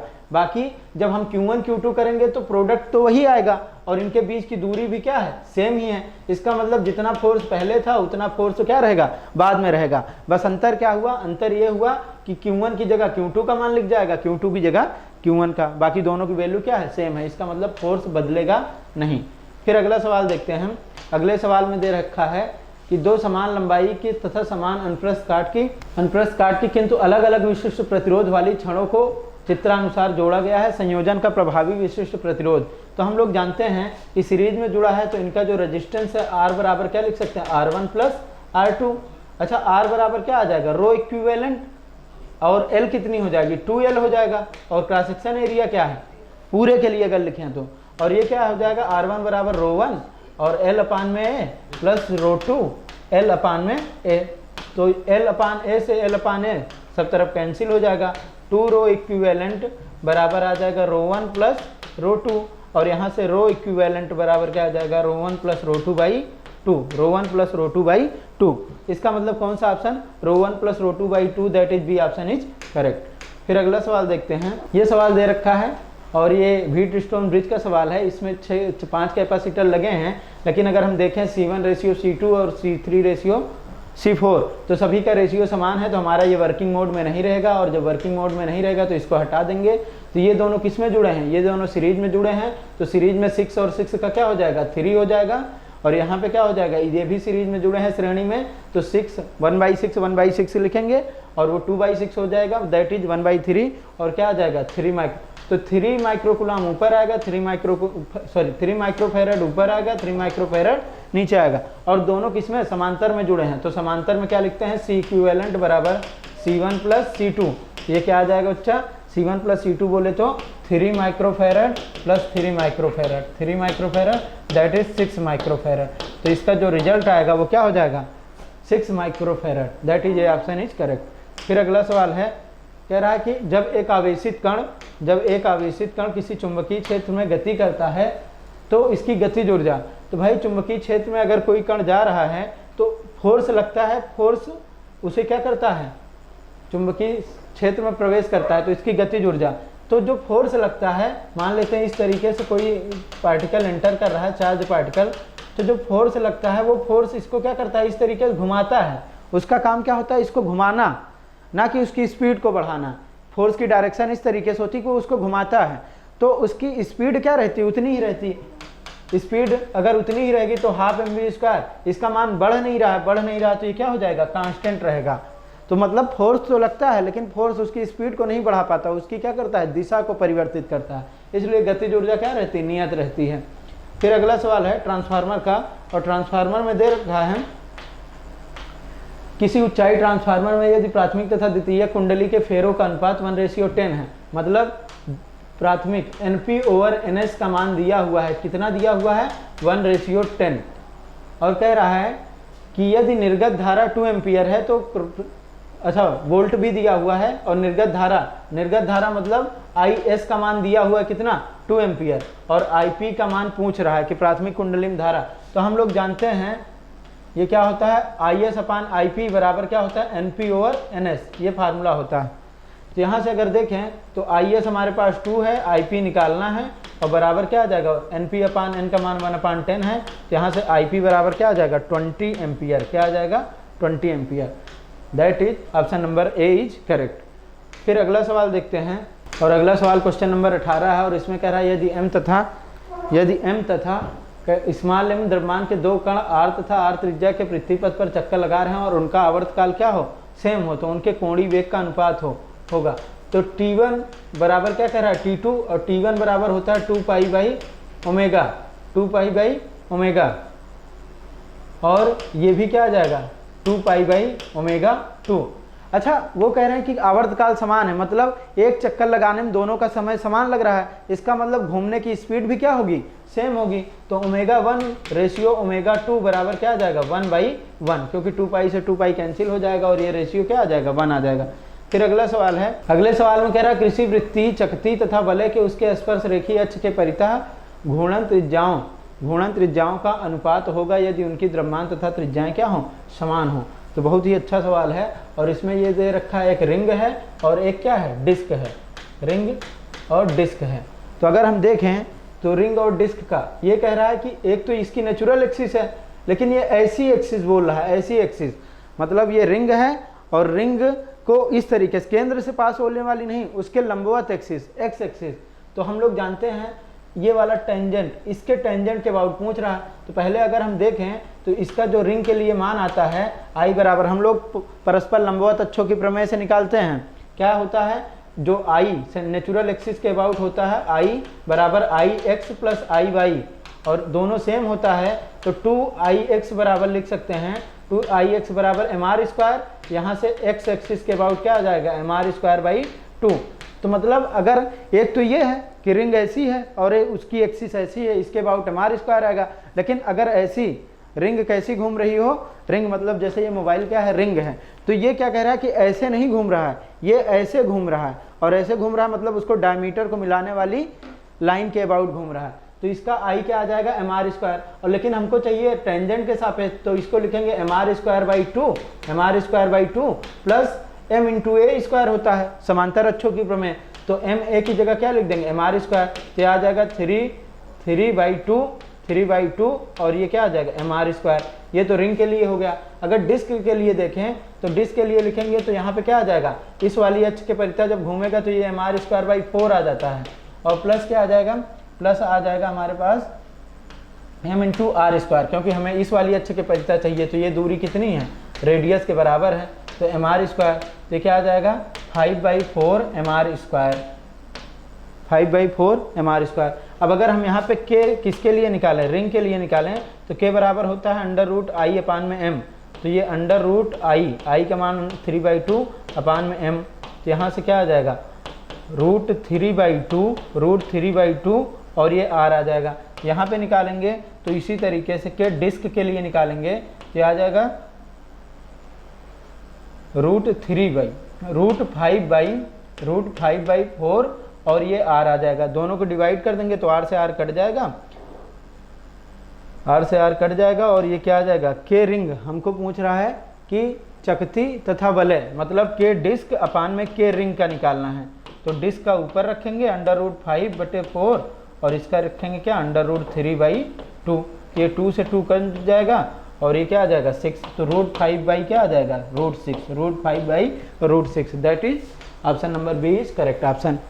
देख लें एक बार सवाल, ये क्या है, ये हमारा रिंग है, अच्छा सवाल है, बड़ा ध्यान रखना पड़ेगा इसमें। डिस्क हमको ये समझना पड़ेगा कि कौन से अक्ष के परितः पूछ रहा है, किसे केंद्र वाली अक्ष के परितः कि उसके व्यास वाली अक्ष के परितः, ठीक है। फिर अगला सवाल है भाई क्वेश्चन नंबर 20, और क्वेश्चन नंबर 20 में ये कह रहा है कि यदि किसी कण द्वारा विरामावस्था से शुरू होकर तीसरे सेकंड में चली गई दूरी होगी, यदि उसका त्वरण इतना दे रखा है, तो भाई 90 सेकंड में चली गई दूरी का फार्मूला होता है u प्लस ए बाई 2 और 2n-1, तो u तो 0 है और a का मान दे रखा है 4/3 और बटे 2, और ये क्या आ जाएगा 2 × 3 - 1, तो ये आ जाएगा 4/6 गुणे ये आ जाएगा 5, तो ये 4 पंजे 20, 20/6 दैट इज 10/3, क्या आ जाएगा बच्चा 10/3, 10/3 metre, that is C option is correct option.